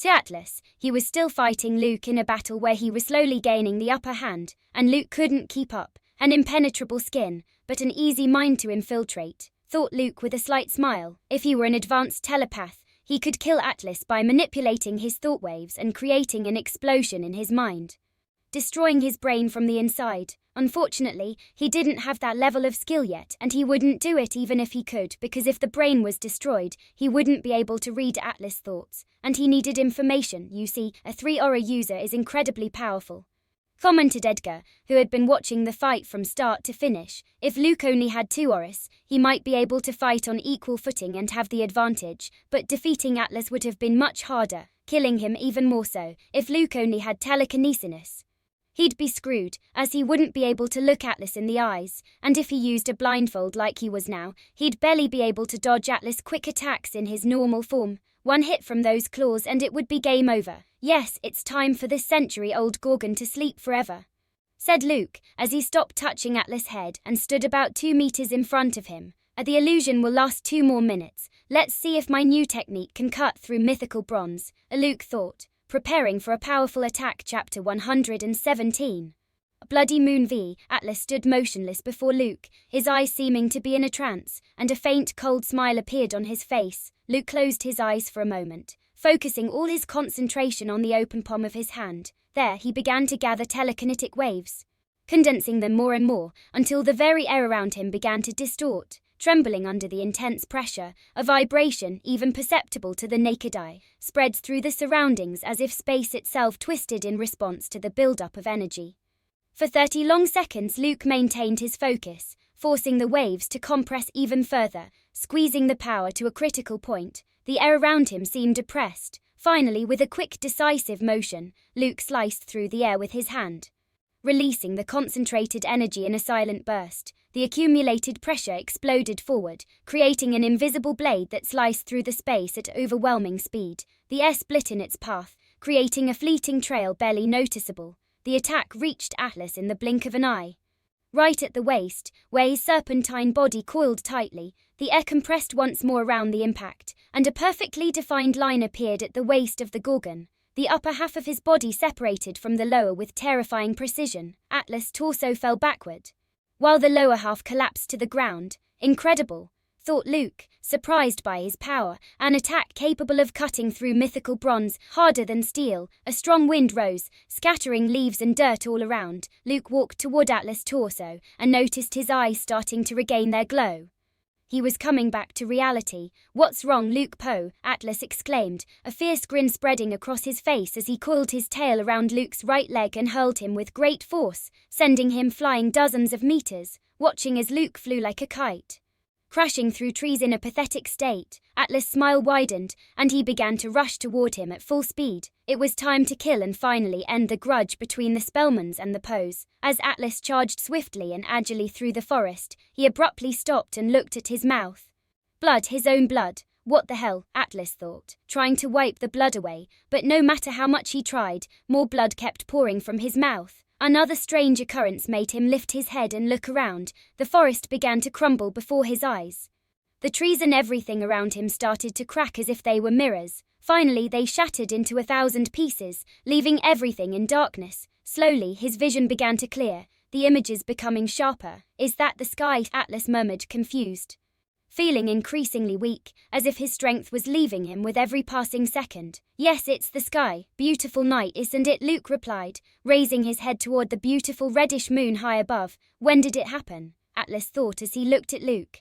Atlas tried to stand, but quickly realized his body wasn't responding as it should. A sensation of paralysis overtook him. As he glanced around, horror and confusion overwhelmed him. As he saw his body split in half, he saw his exposed entrails at the end of his torso.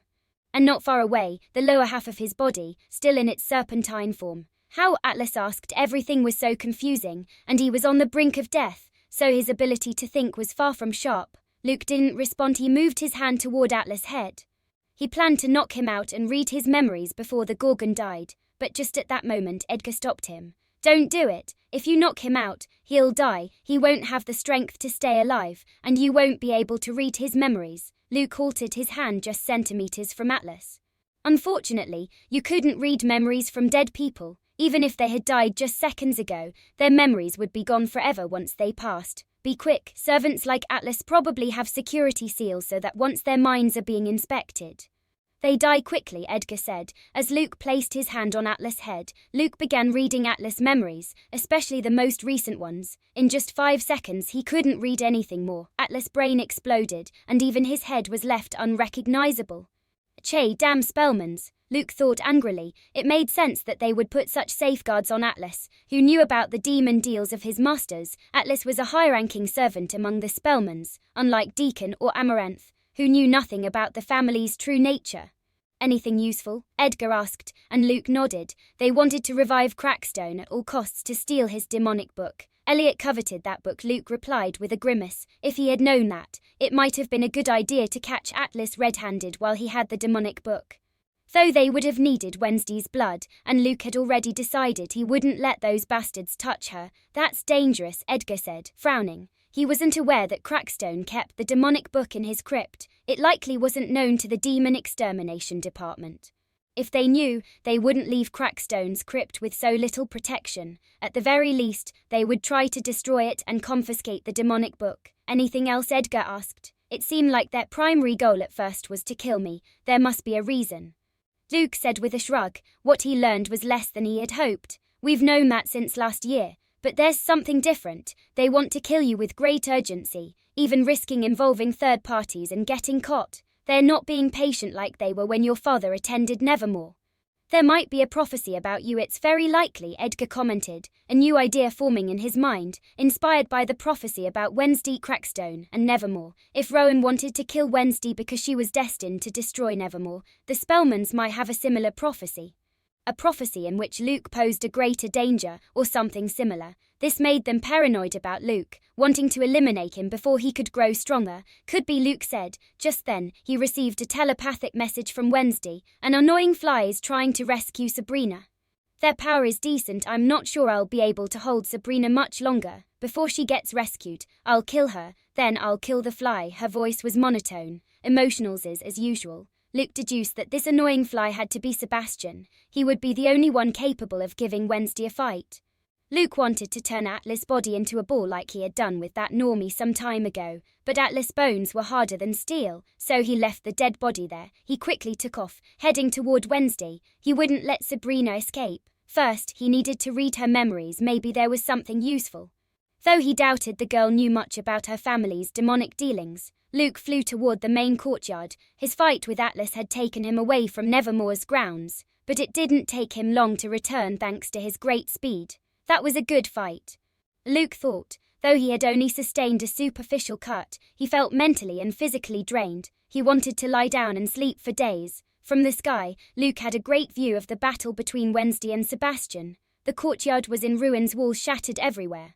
The fountain destroyed, and everything scorched. A few meters behind Wednesday stood Sabrina, completely imprisoned by Wednesday's darkness. She was wrapped in a black cocoon, with only her face visible, her once admired features, beloved by all the students of Nevermore, were now marred. Her eyes were gone, and her face was covered in burn wounds. She has no mercy, thought Luke with a faint smile. Wednesday was an expert in torture. It seemed she had enjoyed herself before Sebastian arrived. Despite being a year younger than Sebastian and defending her prisoner from being freed, Wednesday was winning the fight. Keep him busy. I'll attack from above, Luke said telepathically. Due to the intensity of the battle, Sebastian hadn't noticed Luke flying about 20 meters away, positioned in a blind spot. Fine, Wednesday responded, her expression unchanged so as not to alert Sebastian to Luke's presence. Luke raised his right hand, extending his index and middle fingers. Above these two fingers, he began to gather an immense amount of telekinetic waves. The energy condensed and compressed until it formed a radiant sphere of concentrated power, clearly visible. The orb pulsed with intense vibrations, emitting a pure white glow. Go, Luke thought, as he launched the orb toward Sebastian. The orb shot forward at incredible speed, distorting the space around it as it moved. Sebastian noticed the immense power heading his way and shifted his gaze toward the orb, which would strike in just a few seconds. What is that? Thought Sebastian as he noticed the dangerous orb. He wanted to flee, but Wednesday hurled two lethal spears of darkness at him. He had no choice but to shield himself, or his head and heart would have been pierced. Before the orb struck Sebastian, Luke made a subtle gesture with his hand, and Wednesday appeared beside him. To prevent her from falling, as she was floating in midair, he wrapped his arm around her delicate waist, holding her close. Damn it, thought Sebastian as he conjured his most powerful fire barrier. The orb collided with the barrier, causing a massive explosion. The blast left a gaping hole in the center of the pentagonal courtyard. The ground caved in and cracked, forming a deep crater at the heart of the area. Debris and fragments flew in all directions. You nearly killed Sabrina with all that power, Wednesday remarked, removing the blindfold from Luke's eyes before placing her pale hands behind his neck. She was far from the center, Luke justified as he flew toward the large crater where Sebastian lay, breathing his last.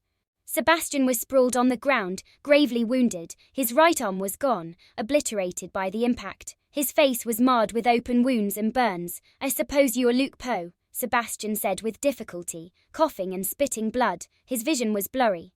But from the footsteps, he could tell there were two people. This is the first time we've met, Sebastian Spellman. It's a shame it will be the last, Luke said, crouching down next to Sebastian, ready to read his memories. Now I understand why my father wanted to kill you at all costs, murmured Sebastian, growing weaker by the second. This time you came out victorious, Poe. However, this won't end here. The Spellmans will avenge my sister's death and mine, he added, accepting his fate. Why are you talking as if I'm the villain? You planned this attack.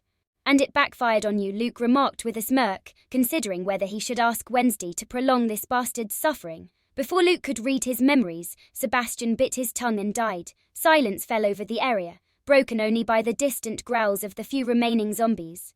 He chose the suicide route, smart. Either way, he would have died, Wednesday said, breaking the silence. Luke clicked his tongue, and with a flick of his hand, Sebastian's remaining body began to fold and crush. Unlike Atlas, his body wasn't as resilient and couldn't withstand Luke's telekinetic power.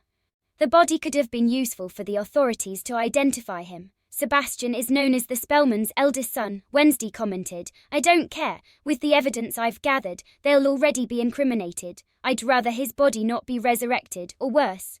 With the demonic powers those bastards have, I can give them the blood orb for a DNA test, Luke said, walking towards Sabrina, his next target. Chapter 118, End of the Bloody Moon. Wednesday, with a slight wave of her hand, unraveled the cocoon of darkness that had imprisoned Sabrina.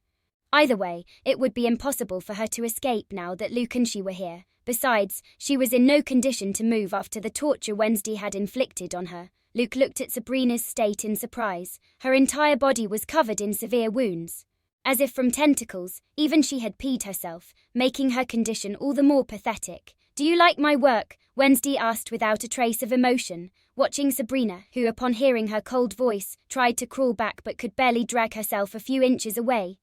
You left her in such a pathetic state that even I'm starting to feel sorry for her, Luke said, glancing at Wednesday with respect and, for some reason, wanting to kiss her but holding back. The first time Sabrina had tried to kill him, Luke had tortured her. But she still looked at him with hatred and defiance. However, here she trembled just at the sound of Wednesday's voice. She was completely dominated. There was no trace left of her arrogant and defiant personality. If I had my torture tools, the result would have been much better, Wednesday said, resting her delicate hand on her chin. We could leave her with a shred of dignity before she dies, Luke suggested, crouching down and observing Sabrina, who trembled and could barely move. Dignity for one of your mortal enemies. I didn't think you were so merciful, Wednesday remarked with a hint of disapproval. Luke said nothing, Although he enjoyed making his enemy suffer, he wouldn't continue torturing someone for so long. Sabrina was in a pitiful state, filthy from her fluids, without eyes and covered in severe wounds that had disfigured her face and skin. What was the point of torturing her further? He extended his hand towards Sabrina's head, and she couldn't do anything to stop him as he began reading her memories. The place fell silent while Luke navigated through Sabrina's, or rather, Ingrid Spellman's memories. What a clever and lucky plan they had, Luke murmured, surprised by the ingenuity of their enemy's scheme. It was a well-thought-out and well-executed plan. What do you mean? Wednesday and Edgar asked. Luke finished reading the memories and stood up. Her real name is Ingrid Spellman.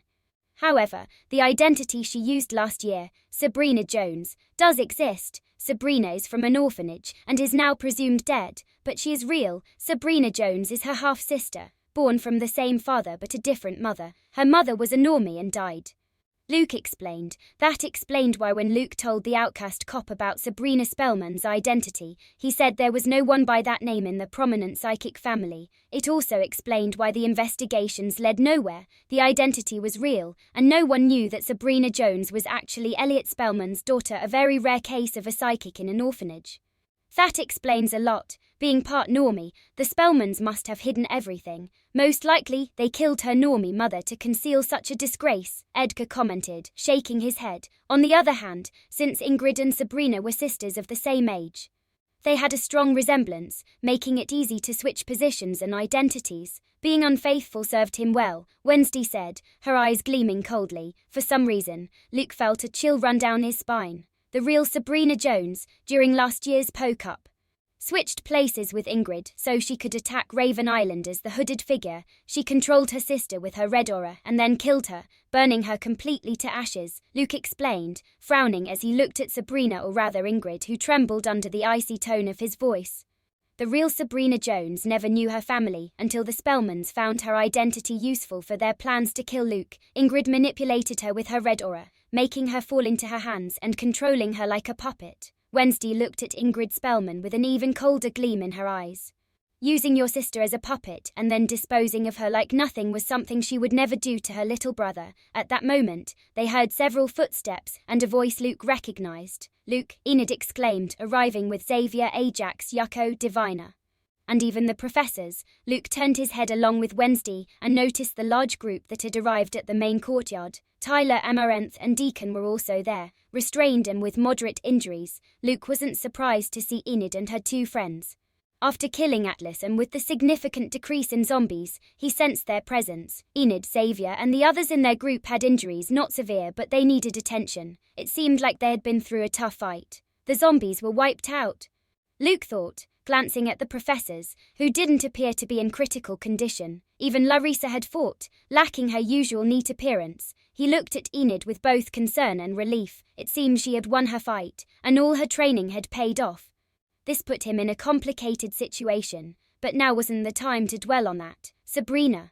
Ajax asked loudly, noticing the blonde girl behind Luke and Wednesday. His tone was one of disbelief. It took him a moment to recognize her due to her condition.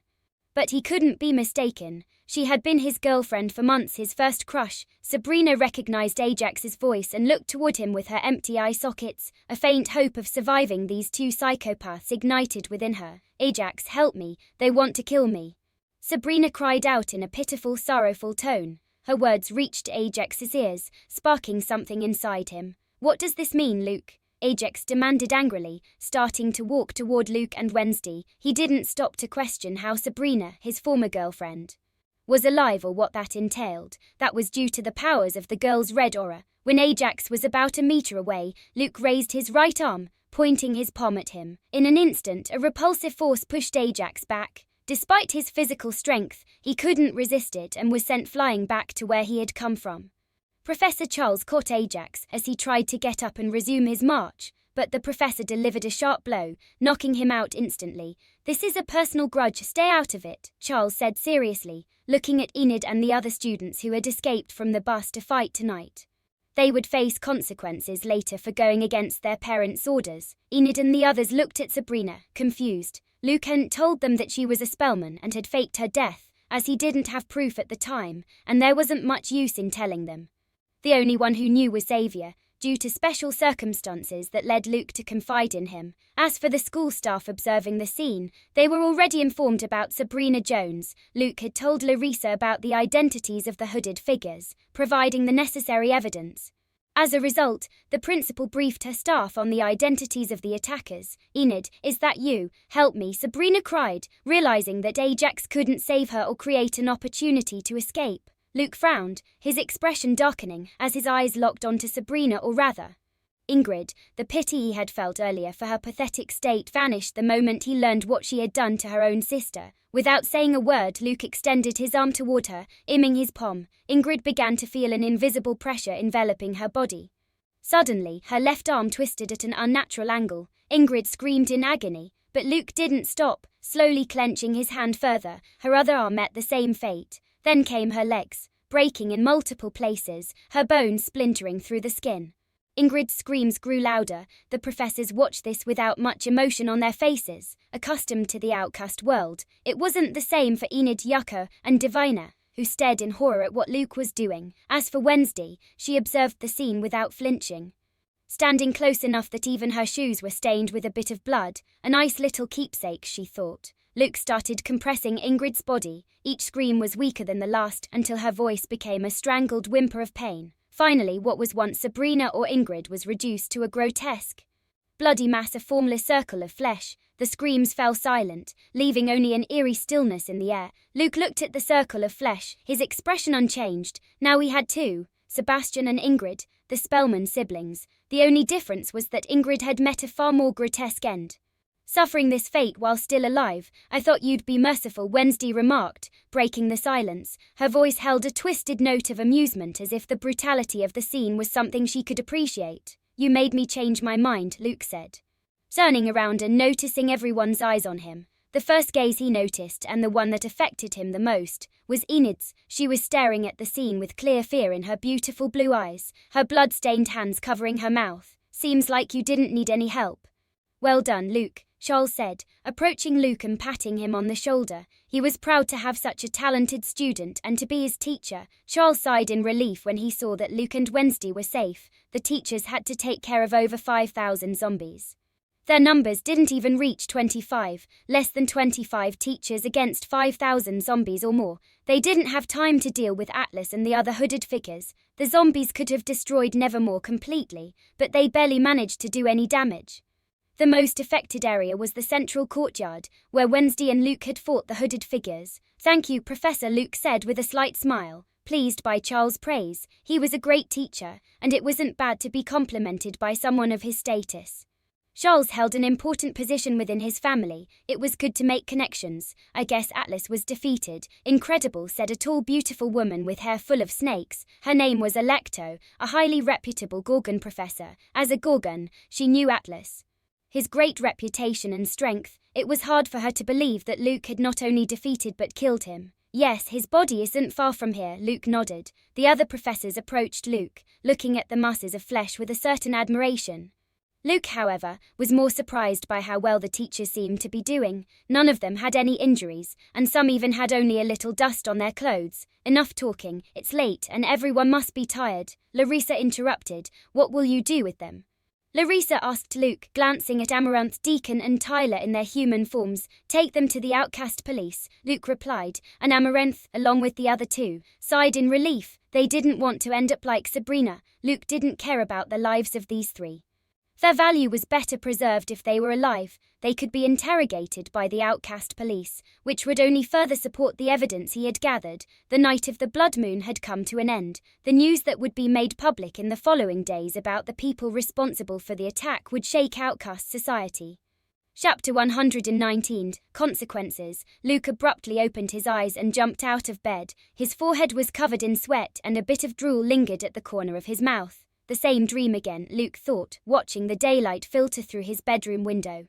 He wiped the drool from his mouth and began to change as he noticed it was nearly 2 in the afternoon. His dream was simple and repetitive. It was about Enid looking at him with fear and distrust, an event that happened a week ago when Luke killed Sabrina, or rather Ingrid Spellman, through unconventional methods. The look he received from Enid affected him, and despite coming out victorious and delivering a hard blow to the Spellmans, he was not in a good mood. Weren't I your hero, and now you look at me like I'm a psychopath?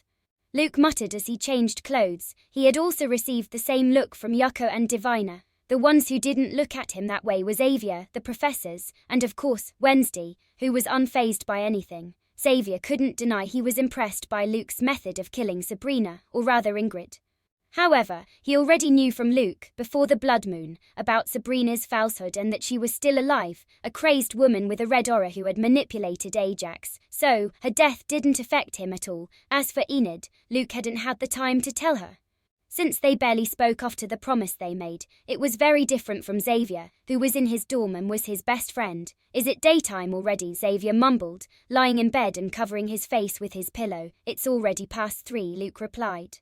Clearly it was Sunday, and they didn't have classes, or they would have missed 2 or 3 entire lessons. Xavier lazily began to get up and change. His stomach growled with hunger. Why the frown? Lately, it's more than usual, Xavier asked, with dark circles under his eyes. Looking at Luke, who was checking his phone. I'm the same as always, Luke answered dryly, without looking up. It was easier getting info from Bianca than from you, Xavier said with a slight teasing smile. Don't compare me to Bianca, Luke replied in an indignant tone. I'm worried about Ajax. Is he still ignoring me? Luke asked to keep Xavier from comparing him to his ex-girlfriend's attitude. He's still processing the whole Sabrina thing, her true identity. Luckily, he didn't see how you turned her into a meatball. That would have been a serious trauma, Xavier answered, rubbing his chin. I would have told him that Sabrina was still alive and that she had actually planned the murder, but you stopped me, Luke said. As he had told Xavier, he also intended to tell Ajax, his second best friend. The truth, maybe it wasn't the wisest decision on my part, Xavier said, feeling a bit guilty. He had thought it best not to tell Ajax, as it would have affected him too much and might have made him do something reckless during the blood moon, like go looking for her himself, putting him in danger from her red aura. It's okay, it's not your fault. If Ajax had known, he would most likely have ended up as Sabrina's hostage, or been killed without realizing it, Luke said, patting Xavier on the shoulder, leaving his bad mood behind. Xavier smiled slightly at Luke's effort to cheer him up. In the past, it would have been impossible for Luke to try and lift his spirits this way. Let's go eat, I'm starving, Xavier said, grabbing Luke by the shoulder and leading him out of the dorm room. They arrived at the cafeteria, which had few people since it was an odd time for lunch. While they ate breakfast at 2 in the afternoon, they chatted about various topics. At one point, Edgar emerged from the necklace Luke wore around his neck. A splendid day to enjoy such delicacies, Edgar said cheerfully, looking at his descendant's meal. Did I bring the necklace with me? Luke thought as he looked down. While getting dressed, he had put it on automatically. Can you smell the food? Luke asked, having no choice but to talk to the overly enthusiastic Shatty ghost. Since the end of the blood moon, Edgar had been in a very good mood, too much for Luke's liking. A week had passed, and the old man was still cheerful, talkative, and constantly making bad jokes. This was due to the defeat of the Spellmans and the heavy blow they had suffered from the evidence Luke had gathered and presented, which had now been confirmed. In the week since the lunar eclipse night ended, Luke's collected evidence had been validated. The outcast police agents arrived with a device to play the memory extracts Luke presented. After that, the process and trial were incredibly swift, very different from normie trials. Anthony, the outcast police officer, had been teleported to Texas, more than 1,000 kilometers from Jericho. When he managed to return, he put all his energy into ensuring the culprits were punished accordingly. Anthony is the head of the Department of Containment of Dangerous Outcasts. As the leader, his political power and strength are considerable. Besides this department, several others were involved, given that dark rituals, terrorist outcasts, and even the little-known Department of Demon Extermination came into play after information about Crackstone's resurrection, a demonic normie, was revealed. It was a very eventful week in the American Outcast Society. An attack on the most important educational center for outcasts is no joke, and luckily for the authorities, they already had solid proof of the culprits, once Luke presented his high-quality evidence. All he had to do was sit back and watch the disaster that befell the Spellmans. Elliot Spellman was demoted from his position on the council. The Central Council, which consists of the highest-ranking outcasts who handle laws, policies and other tedious matters in outcast society, is made up of 66 representatives from the most prominent outcast families: psychics, werewolves, vampires, gorgons, and more. It serves as the governing and justice body in the outcast society. However, the concept of justice is quite different compared to normie society. and their laws and culture differ as well. 3 of these 66 families have a member in the triumvirate. This group acts as the executive leadership of the Central Council. Members of the triumvirate are selected from the most influential families and are considered the de facto leaders of the outcast community. Elliot was one of those 66 representatives and had a position in the triumvirate of the council. That a member of the triumvirate was demoted and lost their position is shocking news that shook the entire outcast society. Being demoted and losing a seat in the triumvirate is a devastating blow to the Spellmans, something never seen before. They had to pull a lot of strings to prevent their punishment from being worse, and thanks to their alliances and coalitions, they were able to soften the blow somewhat. But that wasn't the only punishment. Resources, particularly a significant amount of money, were confiscated as part of their penalty. Their political and economic power has been greatly diminished. In the eyes of the outcast society, they were no longer the once respected, ancient Spellman family. On the other hand, Luke gained special protection. The Spellmans would no longer be able to attempt to kill him while he remains at Nevermore, even using indirect methods. If they were caught, the punishments would only become harsher with each assassination attempt. Regarding the matter of Crackstone and the demonic book, Luke was unable to prove the existence of the demonic book. He had learned about it through Atlas's memories but had no evidence to back it up. Not even Edgar, a former leader of the Department of Demon Extermination, knew of a demonic book hidden in Crackstone's crypt. To the outcast society, the Spellmans had tried to revive Crackstone as a means to kill Luke, an abominable and highly criticized act since they attempted to revive the nemesis of American outcasts. For all these reasons, Edgar was overjoyed. The Spellmans hadn't taken such a hit in decades. And finally, the pose had won a round, though the game was still ongoing. If evidence of the Spellmans making deals with demons comes to light in the future, outcasts will be more inclined to believe it due to the events of the Blood Moon. I was wondering where Natasha might be, Luke commented to get Edgar to stop chattering. She hasn't messaged you in weeks. The telepathic link isn't working. She must be thousands of kilometers away. I wouldn't worry about her. She's a survivor. She won't die easily, Edgar replied, stroking his mustache. I hope she's okay, Luke thought. And he wanted to share the good news with her, and she was family, the only living member besides him. Although she didn't have Poe's blood, Luke considered her part of the family. If it weren't for her, he would have died as a baby at the hands of the Spellmans. What are you thinking about, Enid, or Wednesday? Xavier asked, looking at Luke with curiosity. Luke rolled his eyes at Xavier. This wasn't the first time his friend had asked about the matter. He was quite nosy. Surely a reader of Enid's blog, Xavier knew about Enid's promise, as he had accompanied her along with Divina and Yoka and had managed to gather some information. On the other hand, he was aware of Luke's close relationship with Wednesday. He had seen the goth girl in his dorm. She appeared out of the shadows and left without warning, often without him even noticing. Usually, she would come to the dorm to watch horror movies that Xavier also enjoyed. At that moment, Luke's attention was diverted as he saw Wednesday walking into the cafeteria. Her expression was the same as always, expressionless face and icy gaze. Luke and Wednesday's eyes met for 2 seconds, then she continued her way to the buffet, where she began to choose her food. It's strange, she usually doesn't have breakfast at this hour, Luke thought, following Wednesday with his gaze. Wednesday Adams was a creature of habit. Luke knew this. She had a set schedule, a daily routine that typically didn't change. Black coffee with no sugar, burnt toast so it's completely dark, and a couple of blackberries. That's her breakfast, Luke thought, observing Wednesday's food choices. It was odd for her to have breakfast at this hour, especially on a Sunday. Usually she did this in her room while writing her novel, undisturbed by anyone. How do I know all this? Luke thought with a strange expression. He shook his head and got up from his chair.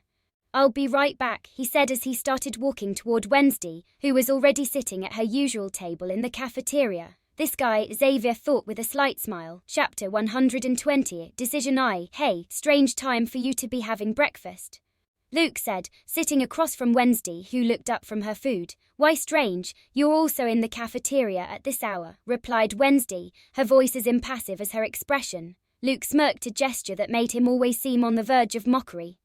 It's different for me. On weekends, I usually stay up late playing video games and wake up late, so it's normal for me to have breakfast at this time, he explained. Am I not allowed to use the cafeteria at this hour? Wednesday asked, narrowing her eyes slightly. That's not what I mean, Luke quickly replied, waving his hand in a gesture to downplay the idea. It's just that you usually have a fixed breakfast schedule. It's odd to see you here now. Do you happen to know every time I've had breakfast in my life? Wednesday said. In her characteristically dry tone, they both stared at each other in silence until Luke responded, maybe not every time. But I've noticed your breakfast schedule at Nevermore and what you eat. I don't have obsessive-compulsive disorder. I can change my breakfast schedule if I feel like it. I'm here at this time because there aren't many noisy people, and I can eat in peace. I wasn't expecting company, Wednesday replied, emphasizing the last words. And yet, you haven't kicked me out, Luke pointed out, leaning slightly forward and staring at her closely. Wednesday let out an almost imperceptible sigh and looked back at her plate. I can make an exception for you, she replied and began eating calmly. Thanks for your kindness, Luke said in a playful tone, though he knew anyone else would have been kicked off the table or ignored at best. Luke understood that these small concessions were significant in Wednesday's language. Luke silently observed as Wednesday ate. Her movements were calculated and precise. She ate with a grace that seemed innate to her. Feeling thirsty, Luke glanced at Wednesday's coffee. He grabbed it and took a sip, feeling the bitterness of the liquid roll over his tongue and down his throat. Wednesday didn't mind Luke drinking from her coffee. She continued eating in silence, casting occasional glances his way. Bitter like life, Luke said, setting the coffee down on the table with a slightly disgusted expression. Bitterness is relative, Wednesday said. I consider it an acquired taste, she added. I guess it's a matter of getting used to it, Luke said, loving sugar. His body was better than a normie's. He could consume large amounts of sugar and never have issues like diabetes. He had to take advantage of that perk. By the way, are you going to answer my question? Wednesday asked, changing the subject. Luke's expression turned sour. He knew this would happen if he got close to Wednesday, but his desire to be with her outweighed the question she might repeat. Refresh my memory, Luke said, trying to find some way to escape the cafeteria. For someone with an eidetic memory, you're quite forgetful, Wednesday remarked, finishing her breakfast. I've asked you the question 7 times since the lunar eclipse. I won't repeat it. If you dodge the subject again with a poor excuse, I'll consider it settled. And you know what I mean, Wednesday said in a warning tone. Luke grimaced. There was no escape. The promise I made with Enid was the night of the Harvest Festival after the Hyde attack. When I took Rowan and Enid to the hospital, Luke replied. Tell me what that promise is, Wednesday said, staring intently at Luke. For some reason that bothered her, she didn't like the idea of Luke having a promise with his ex-girlfriend. She wasn't stupid. Lately, she had grown very close to Luke. They had kissed, investigated the murders in Jericho, and fought side by side during the lunar eclipse. She had never been this close to anyone. She knew it wasn't just a conventional friendship, even though she had never had friends. But she understood the rules of both outcast and normie societies. Her parents were very affectionate, and she had gone to schools filled with loving couples. Her relationship with Luke was romantic. She knew it. They just had never said anything to make it official or anything like that. She didn't talk about it, and neither did Luke. But now she wanted to clear things up. She didn't like the idea of thinking about Luke with other women. At first, it had been hard for her to accept the feelings she had for Luke and get close to him, but little by little, she came to accept it and even liked it. Now, the promise Luke had with his ex-girlfriend bothered her. The promise was that if Enid managed to defeat the Hyde, I had to tell her the real reason why I ended our relationship. If it was what she thought, we should get back together. Luke replied. She defeated it, so you'll have to tell her the real reason why you left her. What is that real reason? Wednesday asked. She really wants to get to the bottom of this, Luke thought. The reason was the Spellmans, last year, during the Poke-Up attack.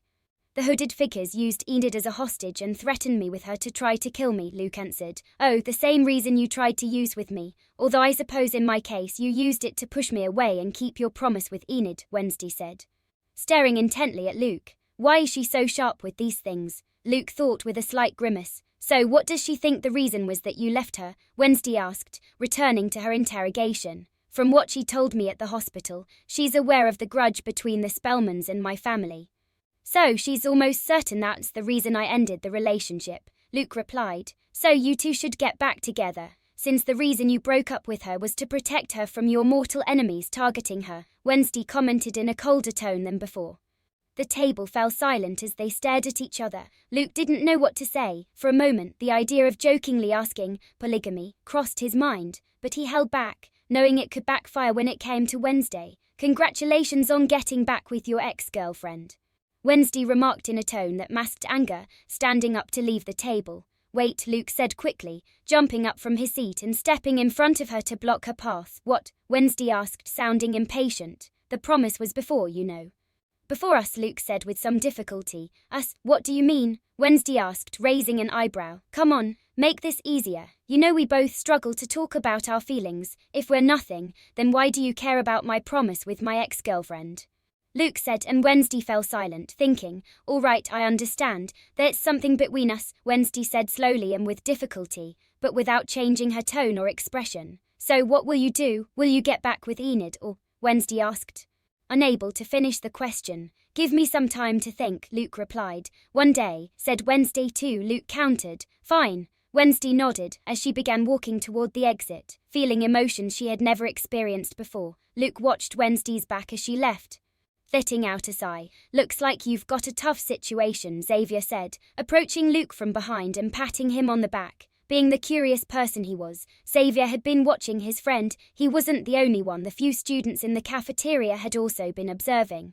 Since that conversation with Wednesday, Luke had been living with a countdown. The seconds, minutes and hours seemed to pass faster than ever, and he still couldn't come to a decision. The next day, Luke received a message. It was from Enid, asking to meet up the following day a few hours before the 2 days were up, and he had to give Wednesday an answer. That night, Luke couldn't sleep. Tomorrow was the day. He could hear Xavier snores, sleeping like a baby. "Damn it, I need to clear my head," Luke thought, getting out of bed and opening the window. As the cool breeze hit his face and he looked up at the cloudless, starry sky, an idea came to him. He could go out for a walk. "Running away from your fate?" Edgar asked, emerging from the necklace. Luke, who was floating and about to take off and sneak out of Nevermore, turned his head and looked at the ghost with a grimace. "I'm not running away, just taking a little relaxing trip," Luke replied. "If you say so," Edgar said with a slight smile. "Take me along. I could use some fresh air too," he added. "You can't breathe," Luke thought, but said nothing as he made the necklace fly toward him.